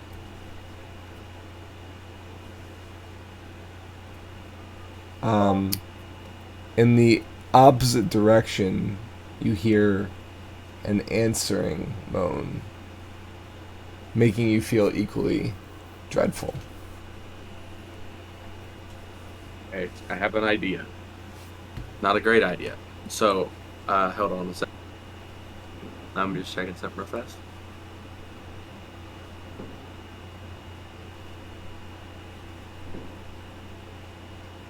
So, I have a question for you. I've got Prestidigitation, right? As my cantrip. Mm-hmm. And it says I can make a Create an instantaneous, harmless sensory effect, such as a shower of sparks, a puff of wind, faint musical notes, or an odd odor. Okay. Would I be able to use prestidigitation to try to mimic this moaning sound? So, I will say this about the vagueness of prestidigitation. Prestidigitation is vague so that you can be creative, but I would be careful in attempting to use prestidigitation to subvert using a different spell. So, for example, if you're trying to create a sound, there's a different spell for that, I believe. Yeah, I don't have it. That's why I was like, Yeah. prestidigitation, or I could try to scream and do a performance. Prestidigitation's a great spell because it's so vague and so you're able to do unique things with it. But where I'd like to draw the line is generally when people try and use it to mimic a different spell. Does that make sense? Yeah. Because then it starts to get out of hand. What if I do a performance check to see if I can make the sound myself as a person? You could try that. Alright, boys, let's hope I roll a nat 20 here. That is not a nat 20 game. That's an 11. It was so close to being a 1, I just thought it wasn't a 1. Noted.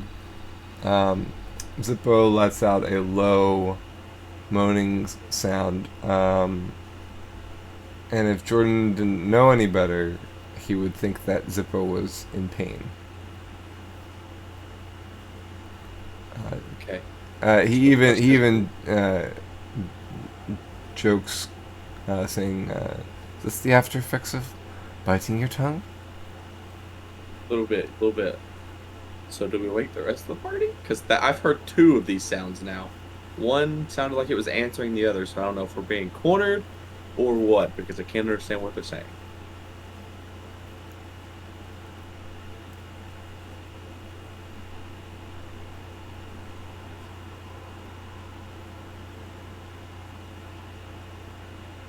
It's a good question. Do you want to wake up the party? Or let them sleep until we know what's going on? If we let them sleep and then we get attacked, it'd be too late to get them to do anything.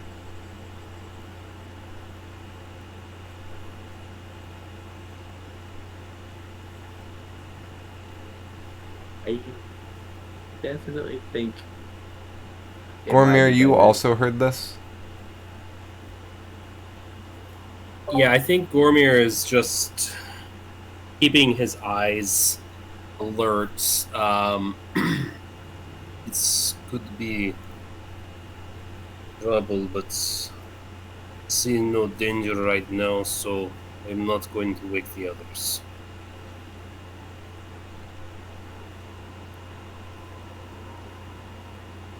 Okay.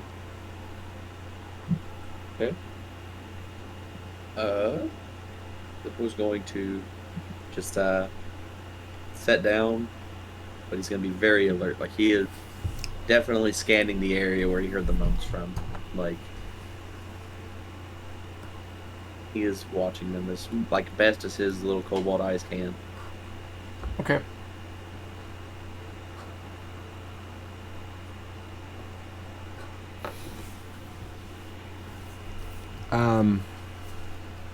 Some time passes. And aside from that one shrill moan, the rest of the night is uneventful. Daylight grows, and the party begins to wake.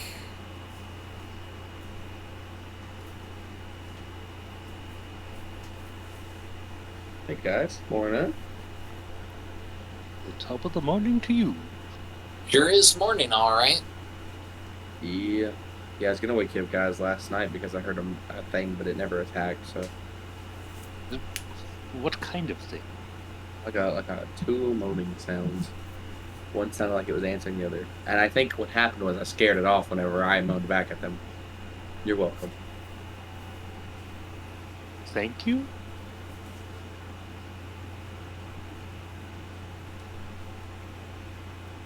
Well, let us know if it happens again tomorrow. Or tonight, I guess. Hopefully, dopefully, heartily, chokily.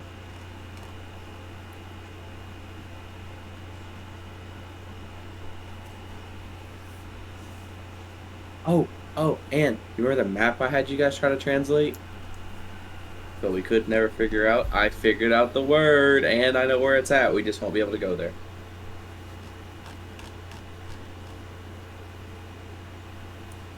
This is a lot of news in one night. Where are we not going now? Apparently, it's up at the Vampires Mountain. It's called Maynir. Maynir? Mayonnaise? It might be an instrument.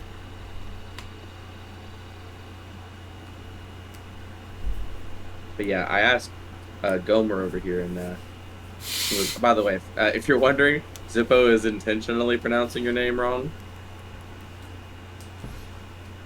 But yeah, he's like, I asked Gomer over here, and he told me that's a place where the vampires were, and we just can't go there. You go wherever you want. I don't think you want to go there. It was a tough journey there. Sounds like a mountain full of vampires. It's like we were at a mountain full of Goliaths before. And I would take my chances with the Goliaths first.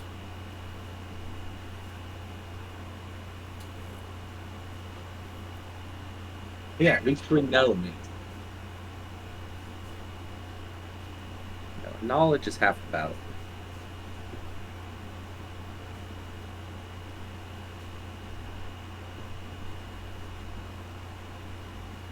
And surely, based on what we know already, there's got to be more than one vampire mountain. I don't know what would make this one more significant, though. As an X, you know. And if I remember anything from the old stories I heard traveling with Jordan, X means treasure.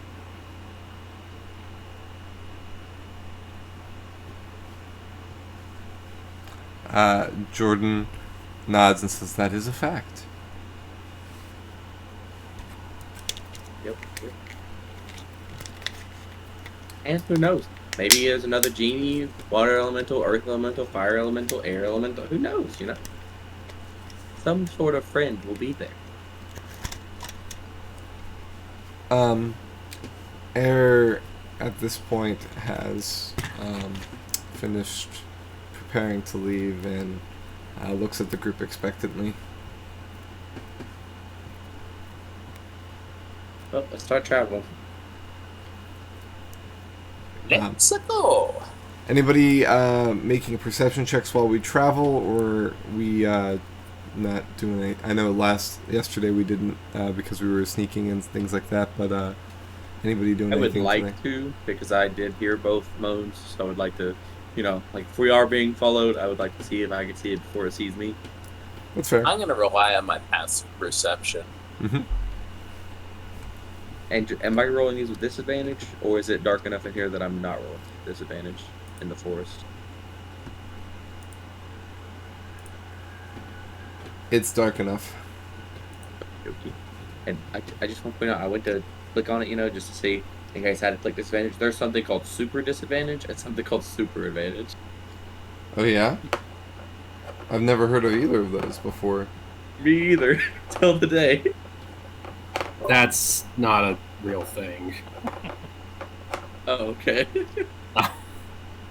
Like, I mean, at most we could be talking about like throwing on a lucky or a halfling feature or something. Like there might be some things, but when you have advantage and you have disadvantage, it's just advantage. You can't get two advantages or two disadvantages.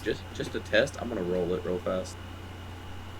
You roll 3 dice with super advantage, by the way, and it adds, I guess, the last 2. That's strange.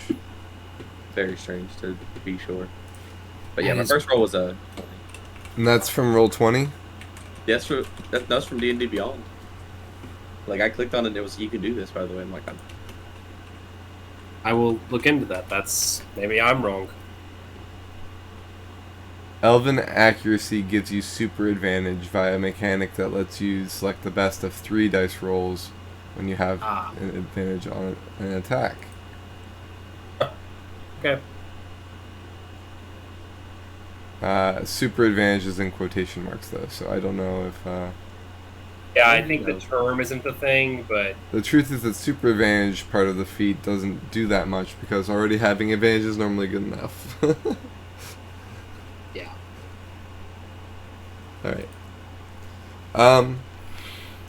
Well, since you rolled super advantage, you got a 6 now. I'm just kidding. I will keep note of that as we travel. Zippo, you're 20. Yep.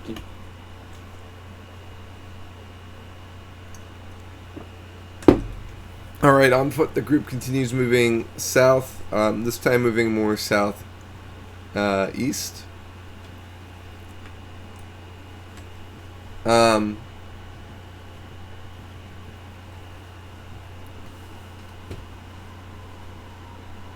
I should write down people's passive perceptions, because I used to have one, but I don't know where that sheet went. I wish D&D Beyond had something for in your campaign. It took that. That would be nice.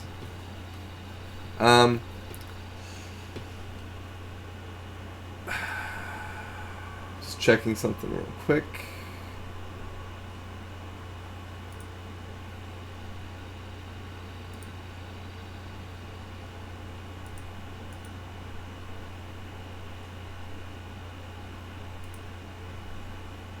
Okay, both Belzian and Zippo, you see about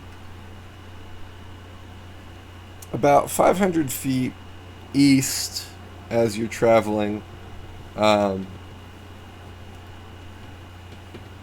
seems to be an area littered with bones, and there's a few weapons on the ground, and what looks like a cloak hanging from a tree branch.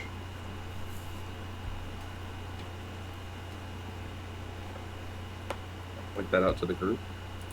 Hey, look, a bunch of stuff. It's like a graveyard type deal. Is this a grave, or did somebody just like go skinny dipping? Either way, free stuff's free stuff. Now, it wouldn't be a graveyard because those are typically cemeteries attached to a church. And normally the bodies are buried. There appear to be bones.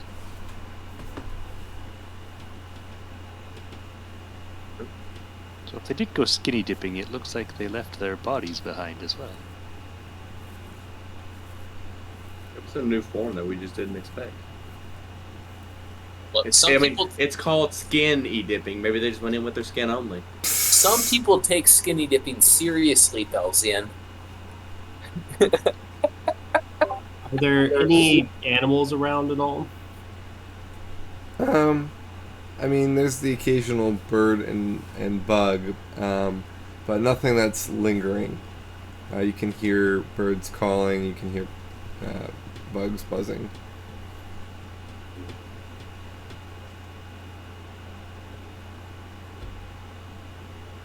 Perhaps someone just had an excess of, bones and left them here. Now we can go investigate. Do like a survival check, kind of check it out, see if there's any place that it went. You know, how many there are, what's kind of the deal. Sure. Just see if there's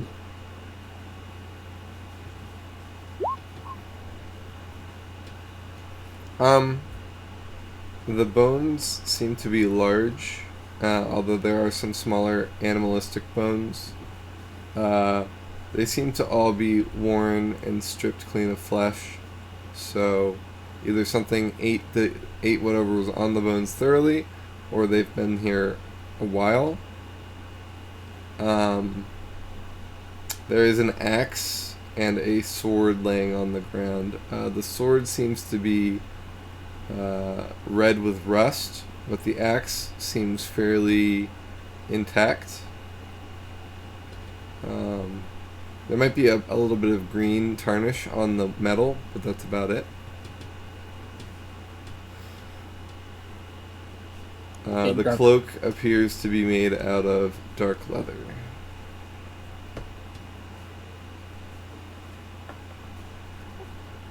Convey this to the group, obviously. There's no footprints aside from the ones you're making right now.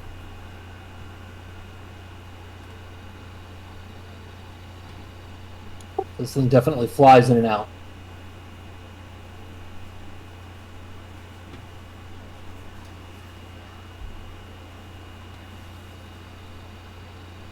Are you suggesting it could be an area for something more avian?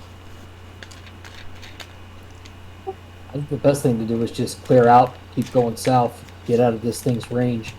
It does appear to be taking human-sized prey. I would definitely think that is a predator. So I mean, it does look like a graveyard. If we stay under cover of trees, we'll probably be fine. Do we have any more uses of that tree walking spell? We'll be using another one shortly.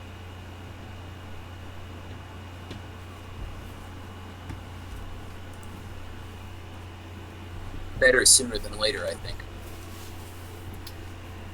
Air nods. Anybody doing anything else for this clearing? Just clearing out. Yeah. So, I mean, I can't really use any of the weapons or anything that's there, so It doesn't look like anything worth taking. yeah. If there's a dagger, I'll grab it. But other than that, Just to confirm, is the cloak like awful tatters, or is it just like kind of ripped? It's not ripped at all. It's just it's a dark leather cloak that's hanging. It looks completely intact, fairly well made. I'll take that then. Okay. Nice cloak. No, if I ever get done with my useful items one, I will use this one. Speaking of, Nice cloak. Thanks, I took it from a dead guy. I have I gotta write this down. Never mind. I So don't you know also exactly use right it. now. I wrote down most. So speaking of the cloak, Belzian says, "Nice cloak," as Zippo reaches out for it, grabs it, and the cloak, once he touches it, kind of drips down off of the branch and wraps itself around him. And at first it looks like it's like automatically being worn by Zippo until fangs appear and latch onto Zippo, or at least attempt to. How strange. oh fuck. Well, Zippo, what's your AC? 14. It bites into you. And you take 10 piercing damage. And it attaches to you. Boys? Not only does it attach to you, but it attaches on your head, and you are blinded. It's basically wrapped its mouth around your head, your face.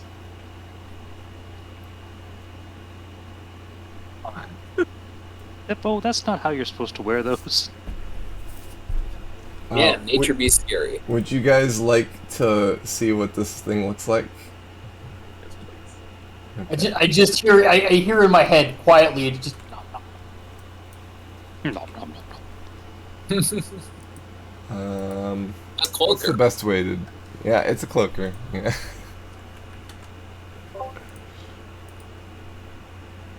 Didn't see that coming. It must have had a cloaking device. Could always do like a screenshot and share in Discord. Yep. I want to share it in Twitch too, though. So.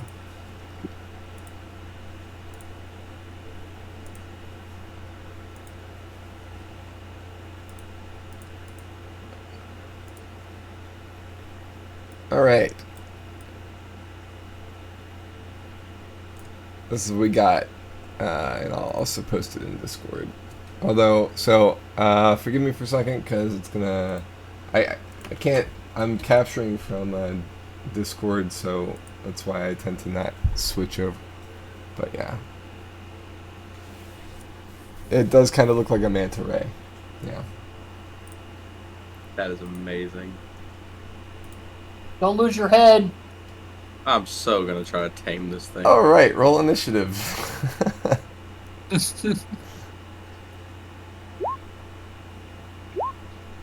Hey, 22. Well, my good luck couldn't continue forever. Actually, give me 1 second. I might have to add some things manually, but.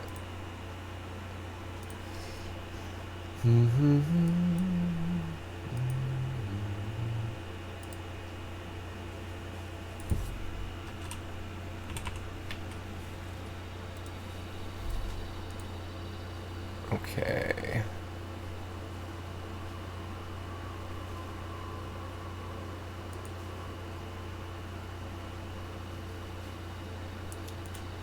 All right.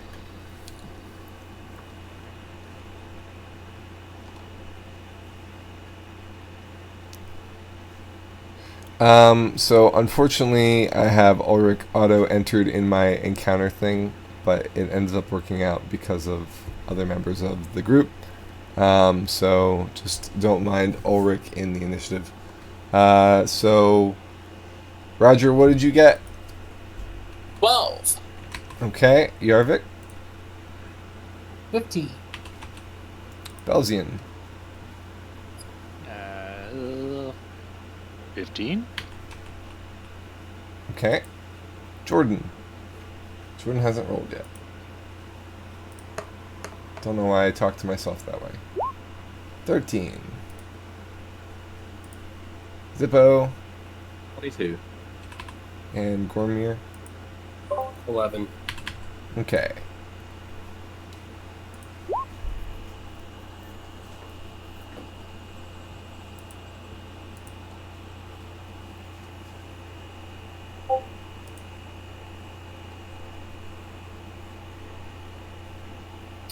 Dun, dun, dun, dun.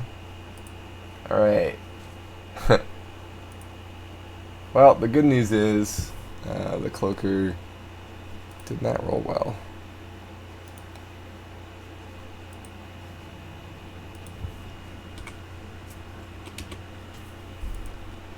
Okay.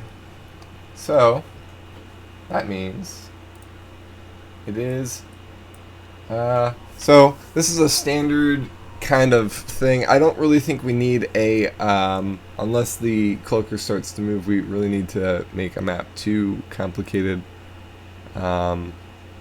It's really Zippo and the cloaker are in the same space, right? So I'll just come up with a blank map, and we'll go from there. This is the same map that the bullet battle was in, so I'll just get rid of the bullet.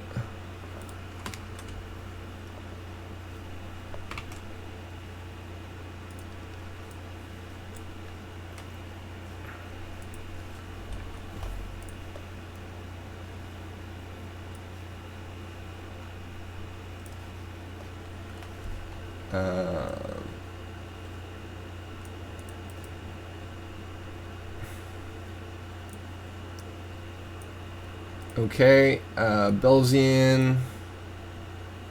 I do need to actually move over one character, and that is Gormir's.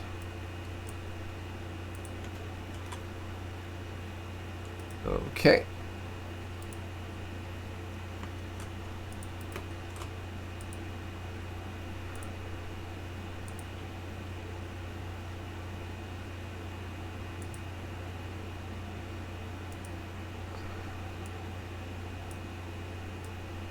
Let me bring you guys over into this.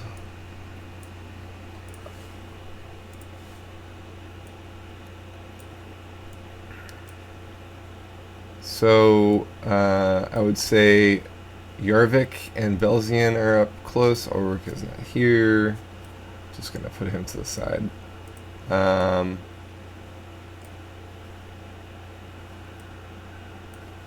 That look about right? Yeah.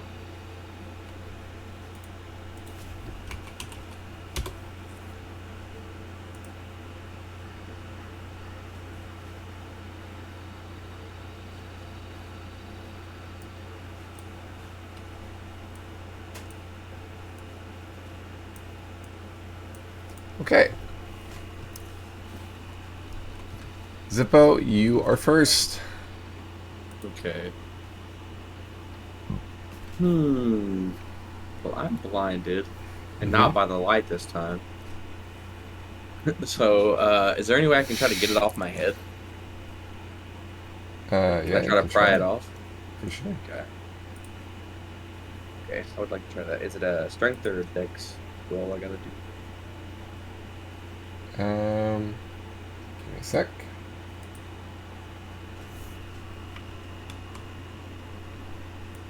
Alright, bringing back up the cloaker. While attached, the cloaker can make this attack only, blah blah blah.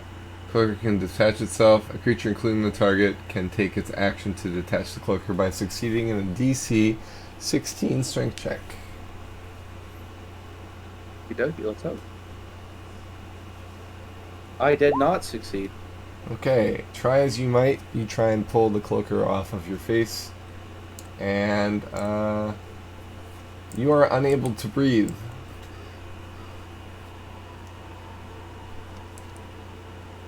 I think I can hold my breath for a couple minutes at least, a minute at least, I think.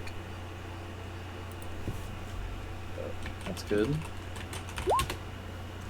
It's my action. How do I have bonus action wise?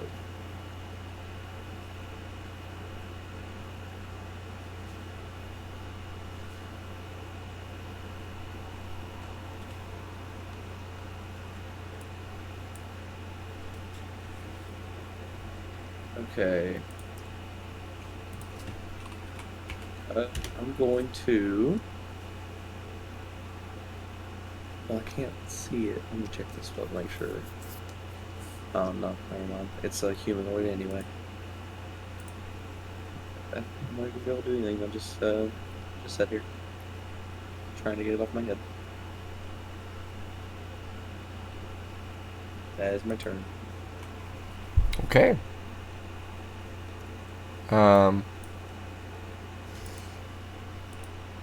Belzian, I'm gonna make you 14 just so that the thing updates appropriately, because Yarvik is next with his +5 and you have a +4. And for? Yarvik, I'm gonna yell over. Are we killing this thing or not? Can I speak? Asking Zippo.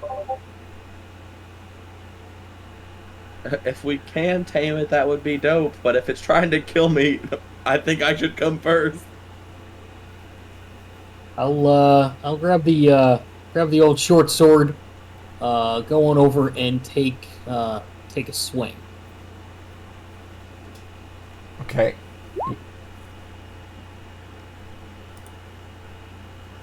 I'm telling you, that sword is like blessed. Every time you attack with it, you crit. Oh Jesus. Okay, that's a hit. And roll again, because it's crit. Okay. So that's what, 19 damage? Yeah. Okay. Take that and another. So the cloaker takes 10 points of damage, and the other 9 go straight through it and into Zippo as you slash into your friend. Zippo, you take 9 points of damage. Sorry. It's okay. You didn't know. I didn't either. Zippo, you kind of feel its teeth tighten, so it feels like you're either being damaged from the sword and its bite at the same time, and that's what's causing the damage. Like, it's latching on. Reflexively, it's Yeah. biting onto me when it gets hit. Gotcha. Yeah, and it Okay. hurts you. This thing would be so cool to tame. Anything else? No, I think that's quite good enough. Okay. And you went up to it with your sword? Okay, perfect. Belzian. No, we got to get this thing off of Zippo here. Can I try to remove the cloaker from Zippo's noggin? Okay. Yeah, you said it was a strength check? Yes. 13, so... You are unable to remove the cloaker from Zippo's head. This thing's on pretty tight. I'll give it a smack for good measure. Just one, though.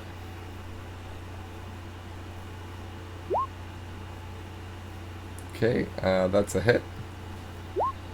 Get out of here. Zippo takes 4 points of damage as the impact hits him. The cloaker takes 5. Yeah, and that's all Belzian's gonna do for now.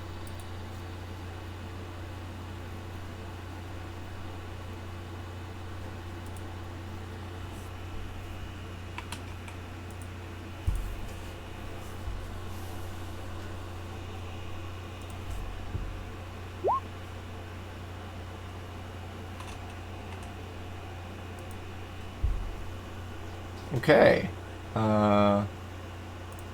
Next is Jordan.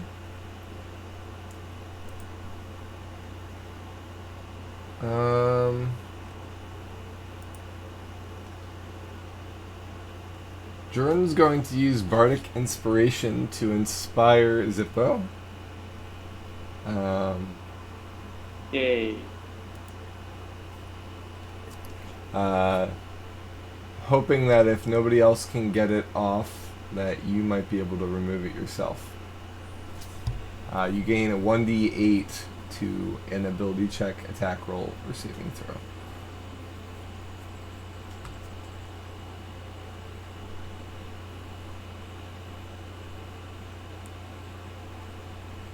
Thanks, Jordan.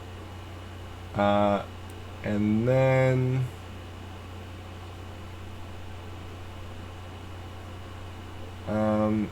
you also have a mote of potential as part of that. So with an ability check, you can either choose to add 1d8 or choose to roll again, and you get to choose which roll. So it's basically like a lucky.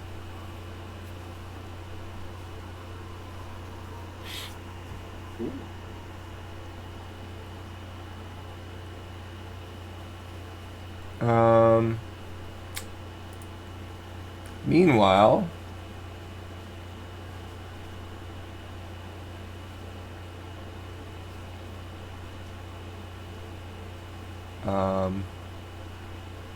he's not sure if a spell is going to hit Zippo as well, based on what is going on here. So, he kind of, he kind of doesn't know what to do at this point.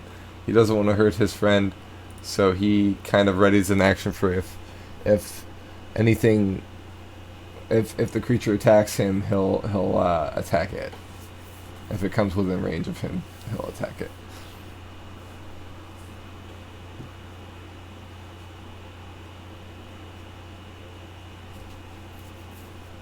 All right. Next is Roger. Oh, we're gonna attack this thing. Mm-hmm.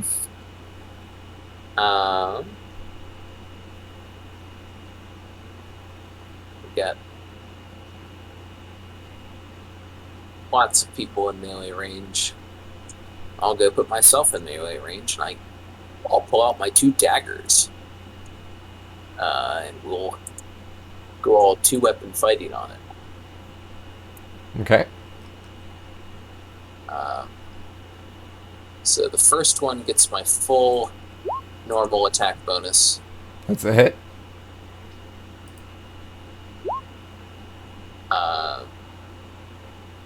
So 9 regular damage plus 11 sneak attack damage. Okay, so 20 altogether. And second one is a -5 to hit from whatever the roll is. That's a no. No. Alright. So 20 damage. Okay. Zippo, you take 10 damage as a knife or the teeth grip into you. Oh, it looks like I'm about to be another elf.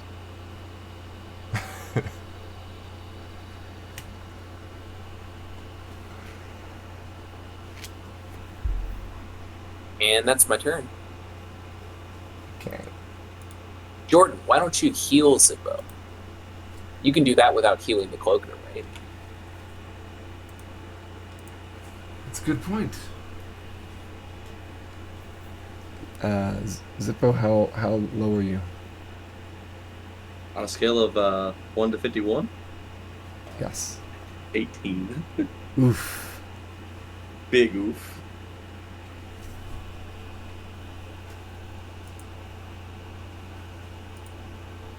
Gormir.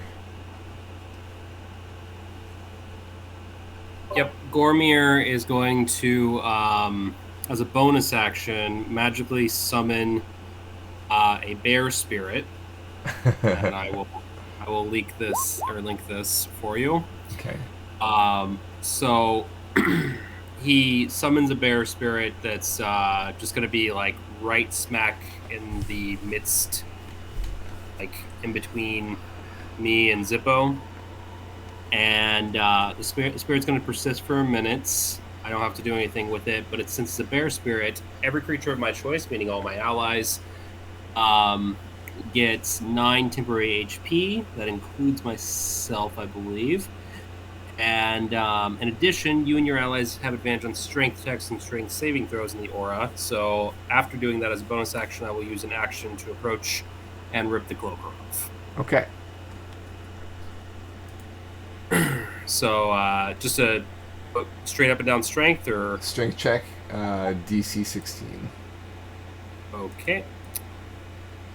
Why is that not?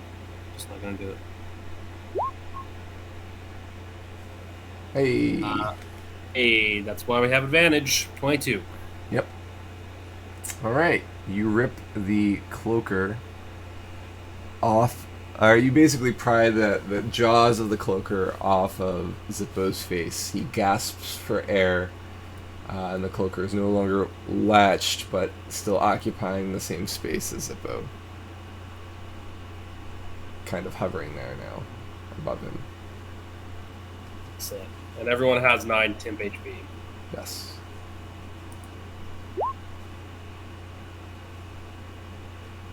I believe that is. No, I used bonus action already. So yeah, that's it.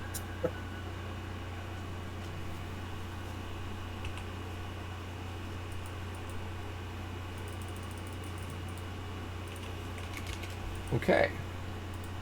So everybody, you can mark down temporary HP to the right of max. If you click on the dash, you can raise it up to 9, and that'll be added to your stuff.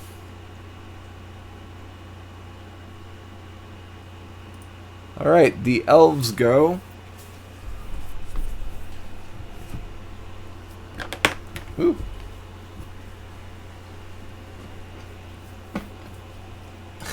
My die did not want to be rolled, it ran away.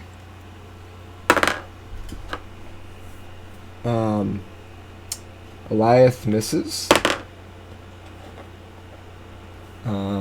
So, sorry. Eliath moves over this way, and Ayer moved here, and they're both firing arrows. Ayer hit.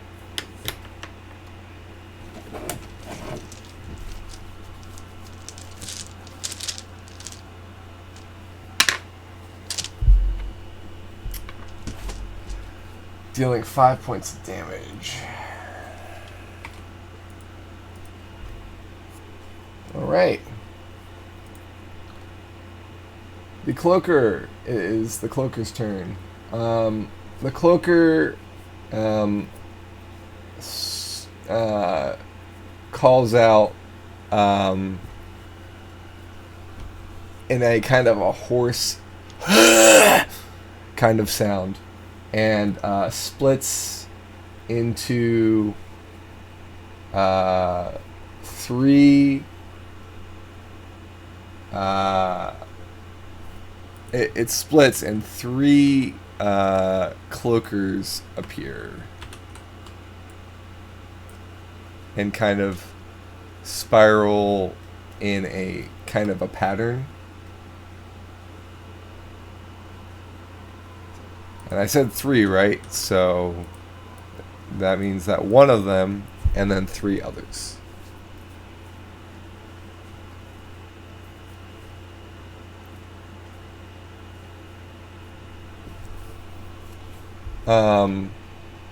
They kind of all move in unison.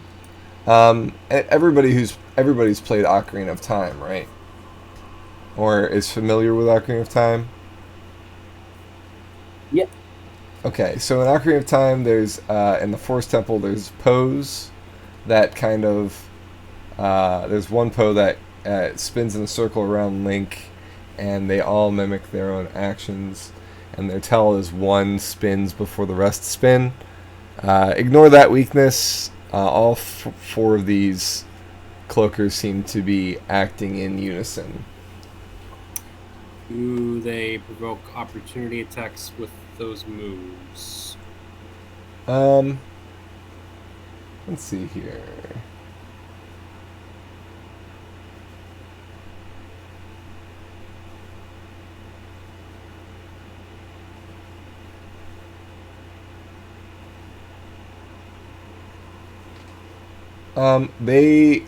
So anyone who was in the line of fire with the cloaker, I'm gonna say, how about this?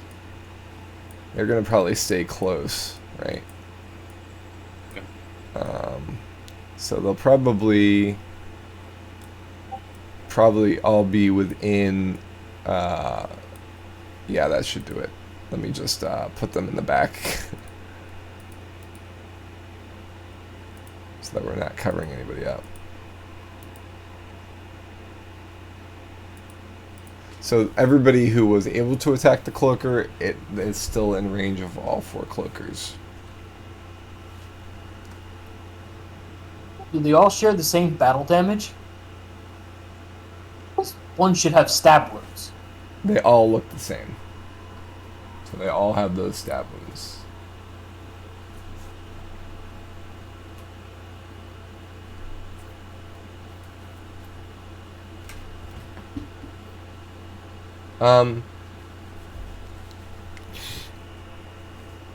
They all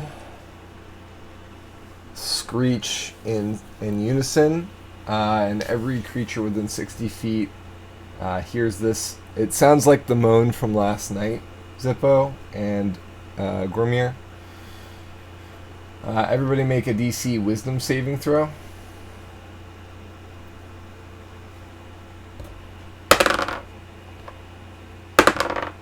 Oh, jeez.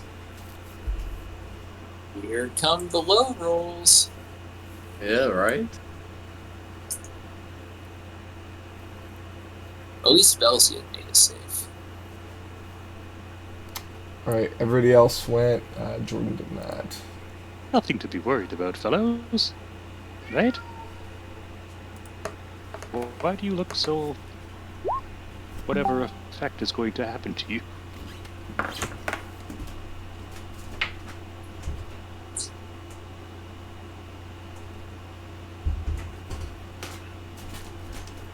Alright, so anyone who rolled below a 13 is now frightened.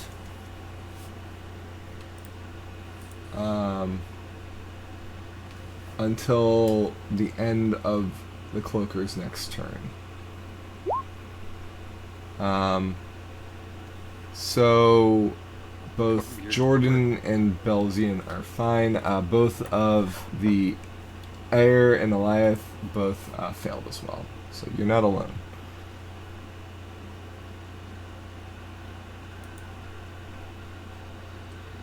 All right. So the Was Frightened force any actions in 5th edition? it is basic. You know what? I can probably put it here. I think if you're Yeah. cornered, Thank you. you can make a basic attack, but typically you just cannot move towards the thing. Yep, linked it in Roll Yeah, 20, it's in roll you can 20. also- You can also see it in the small effects of your character sheet. So you have disadvantage on ability checks and attack rolls while the source of the fear is within line of sight, and you can't willingly move closer to the source of fear. So currently the source of fear is in every direction except for the 2 elves in Jordan. So Zippo, you could still attack them, you just can't move toward them in any way.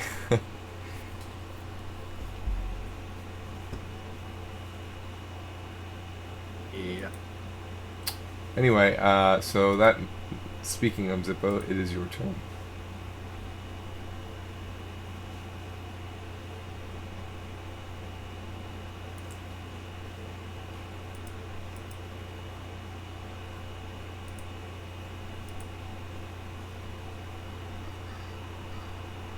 Okay, let's see here. There's like no way to tell these guys apart, right? They look pretty identical. Yeah, they look identical. Oakley dokily. Great band.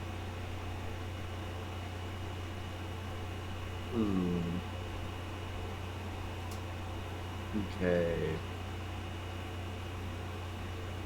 I think here.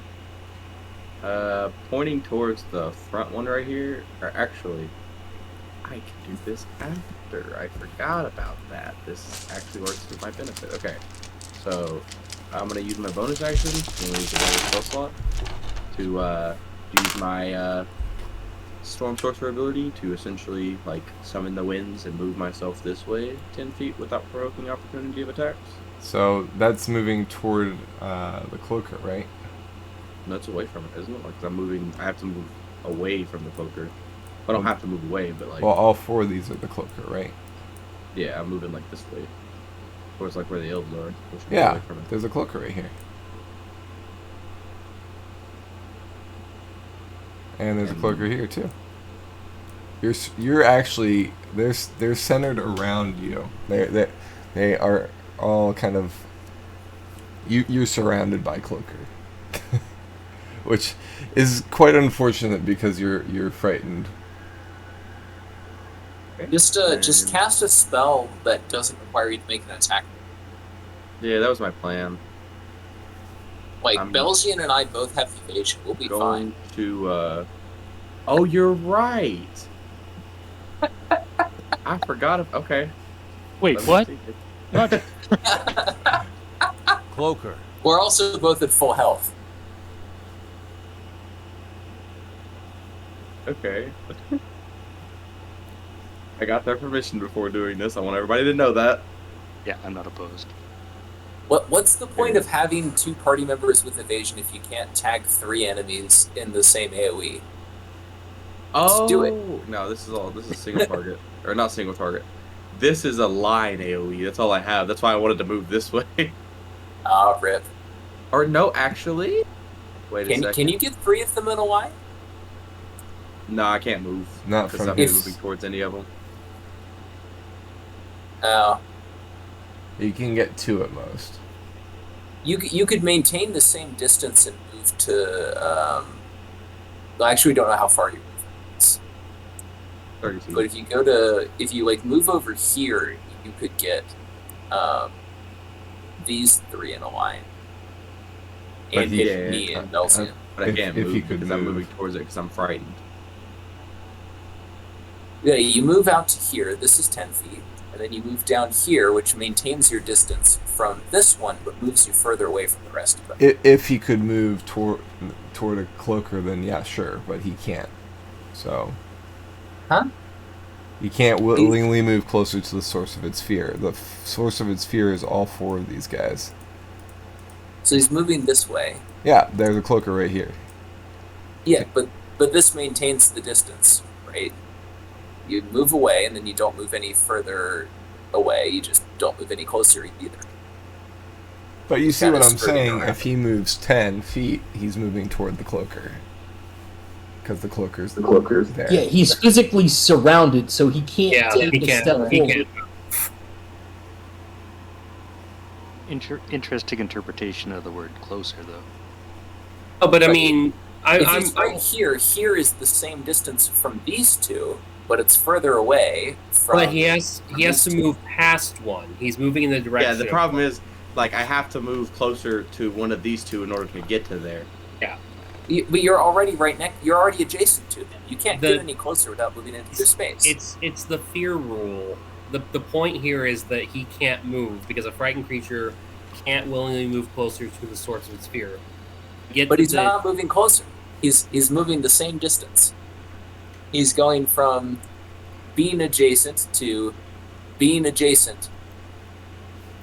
No, but so I understand your interpretation, but just to we can discuss this more later. But just to for the sake of ease, I'm saying that even if adjacent is still the same amount of adjacent, he is still moving toward the creature in order to do so.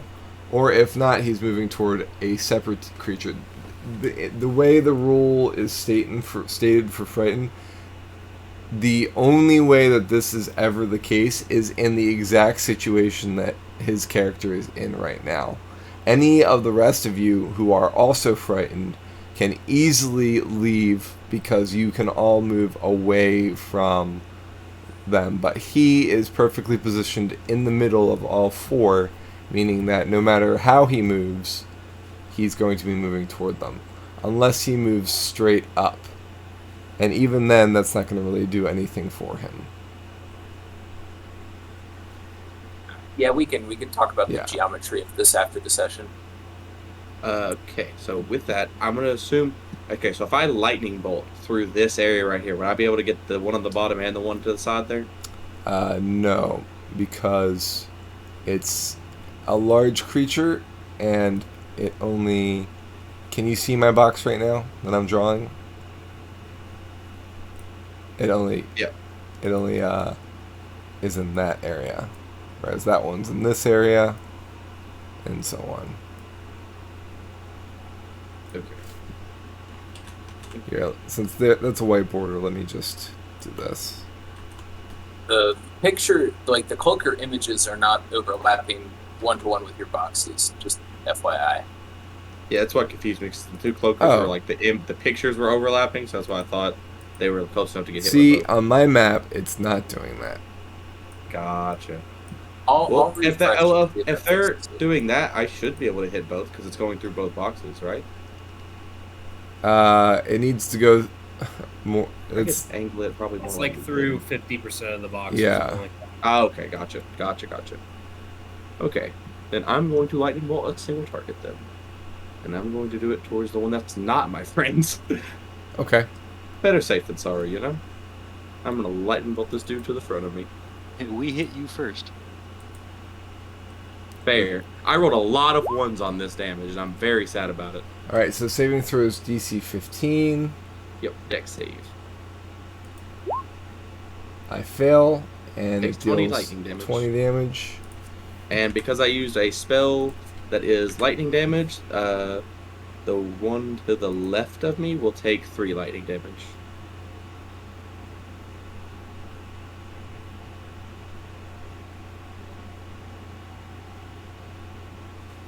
So, before it even takes the damage, it disappears.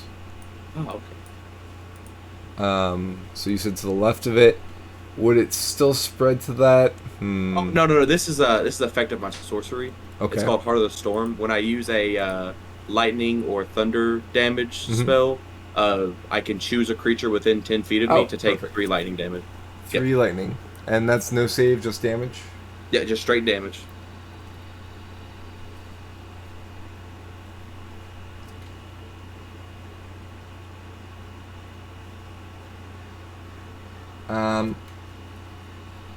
Roll a 1d6, please. Oh, okay. Got a 1.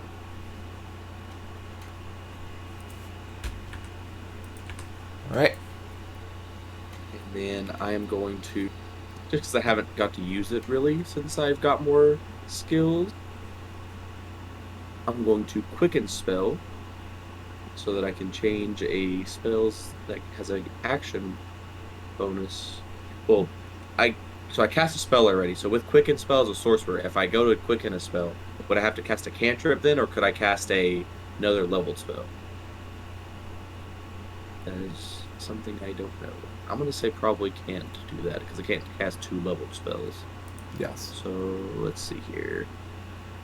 All right, I'm going to quicken spell and thunderclap this one right here.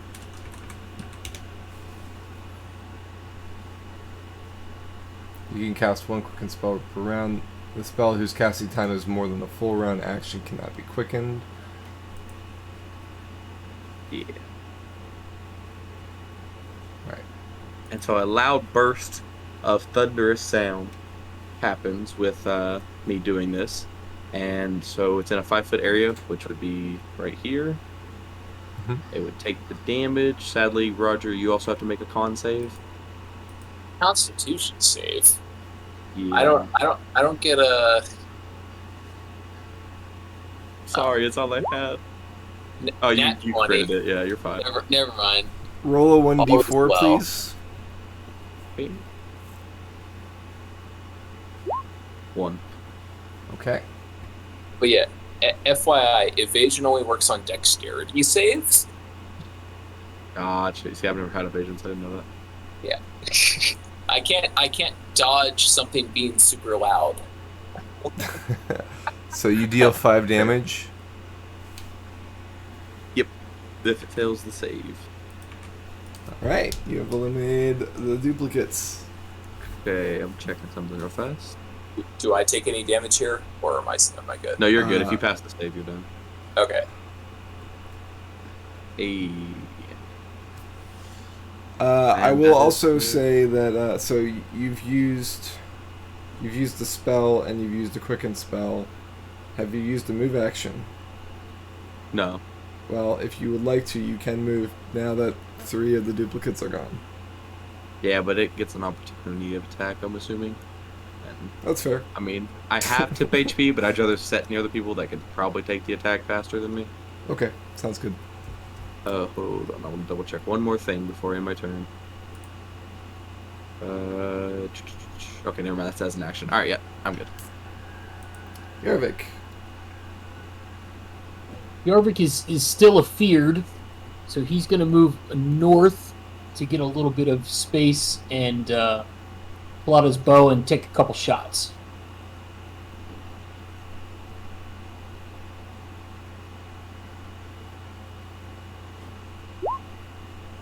That's a hit.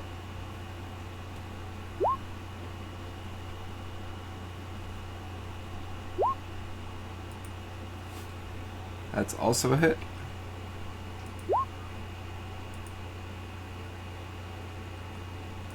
Okay. That's it.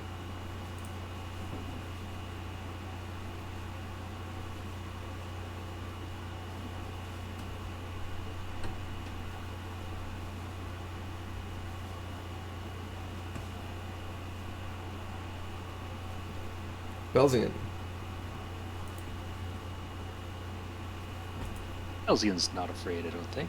Oh no, I passed that one. So he's gonna mosey on over here and take a bunch of whacks at the thing.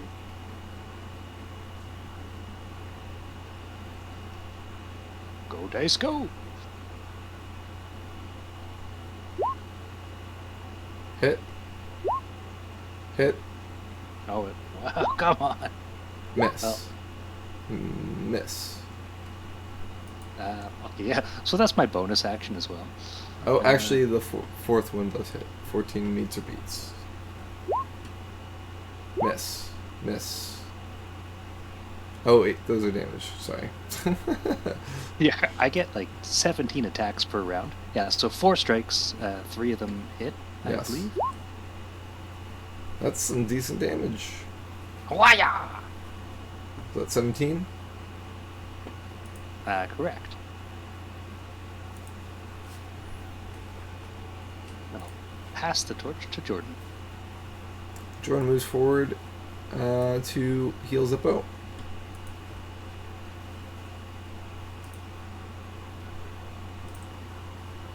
I'm going to do Healing Word at 3rd level. 12 points of healing. Yay!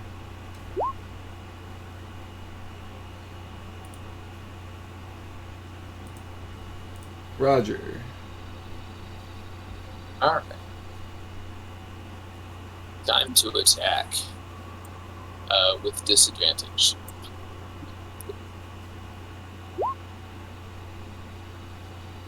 So,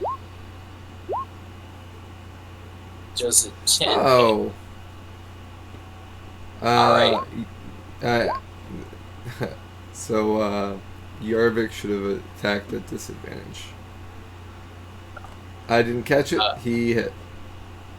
Just the lady luck. Second attack does a 13 hit.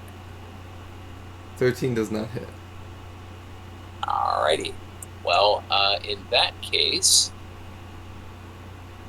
I've used my action, my bonus action, and I can't move without provoking an attack of opportunity, so I'm going to pass the turn. Okay. Gormir.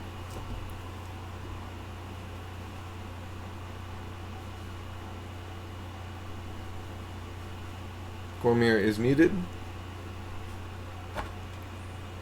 Apologies. So Gormir is going to use his bonus action to teleport. Nice. And then throws a dagger at the enemy. At disadvantage? Because you're frightened, correct?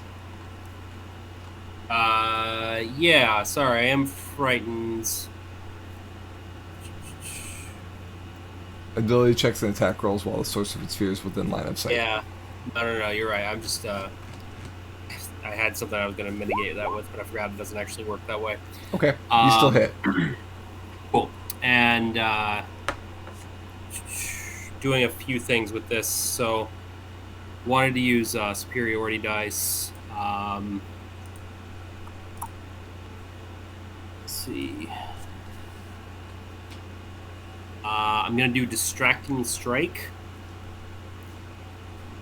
And when I hit a creature with one attack, I can expend 1 superiority die to distract the creature.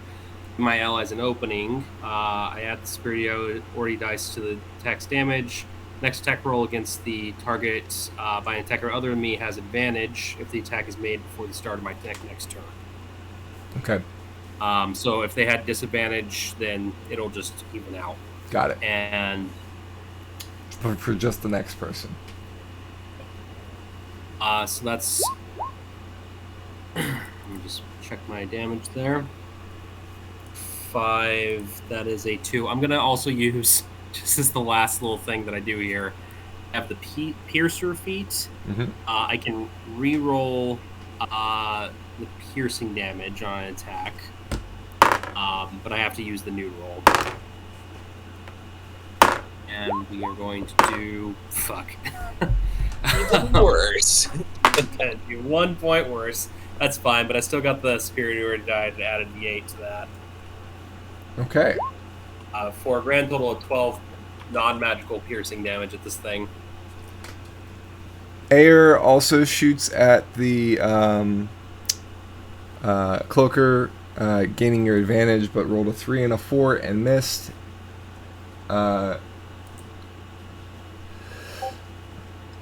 The other elf shoots and also misses. The cloaker attempts to latch on to Belzian to end the round, which is how we'll end session tonight. Belzian, what's your AC? 18.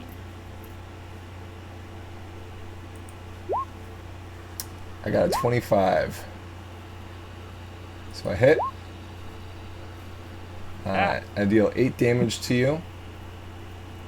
And I also do a tail at you for an additional 8. So 16 damage.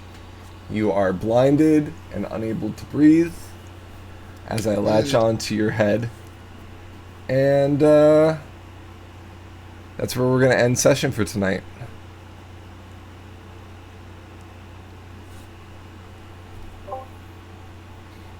Hold your breath for the next time, folks. Thank you. So hold your breath for the next time, folks. We're going to be back in 2 weeks, which will be just after 4th of July. The 12th of July? For our regularly scheduled D&D. So hope to see you there, 7 p.m. Eastern Standard Time. We went right to the limit, so sorry about that. We almost had completed combat, just a little bit more to go. So we'll see you next time for more shenanigans. Thanks for being here. Have a great night.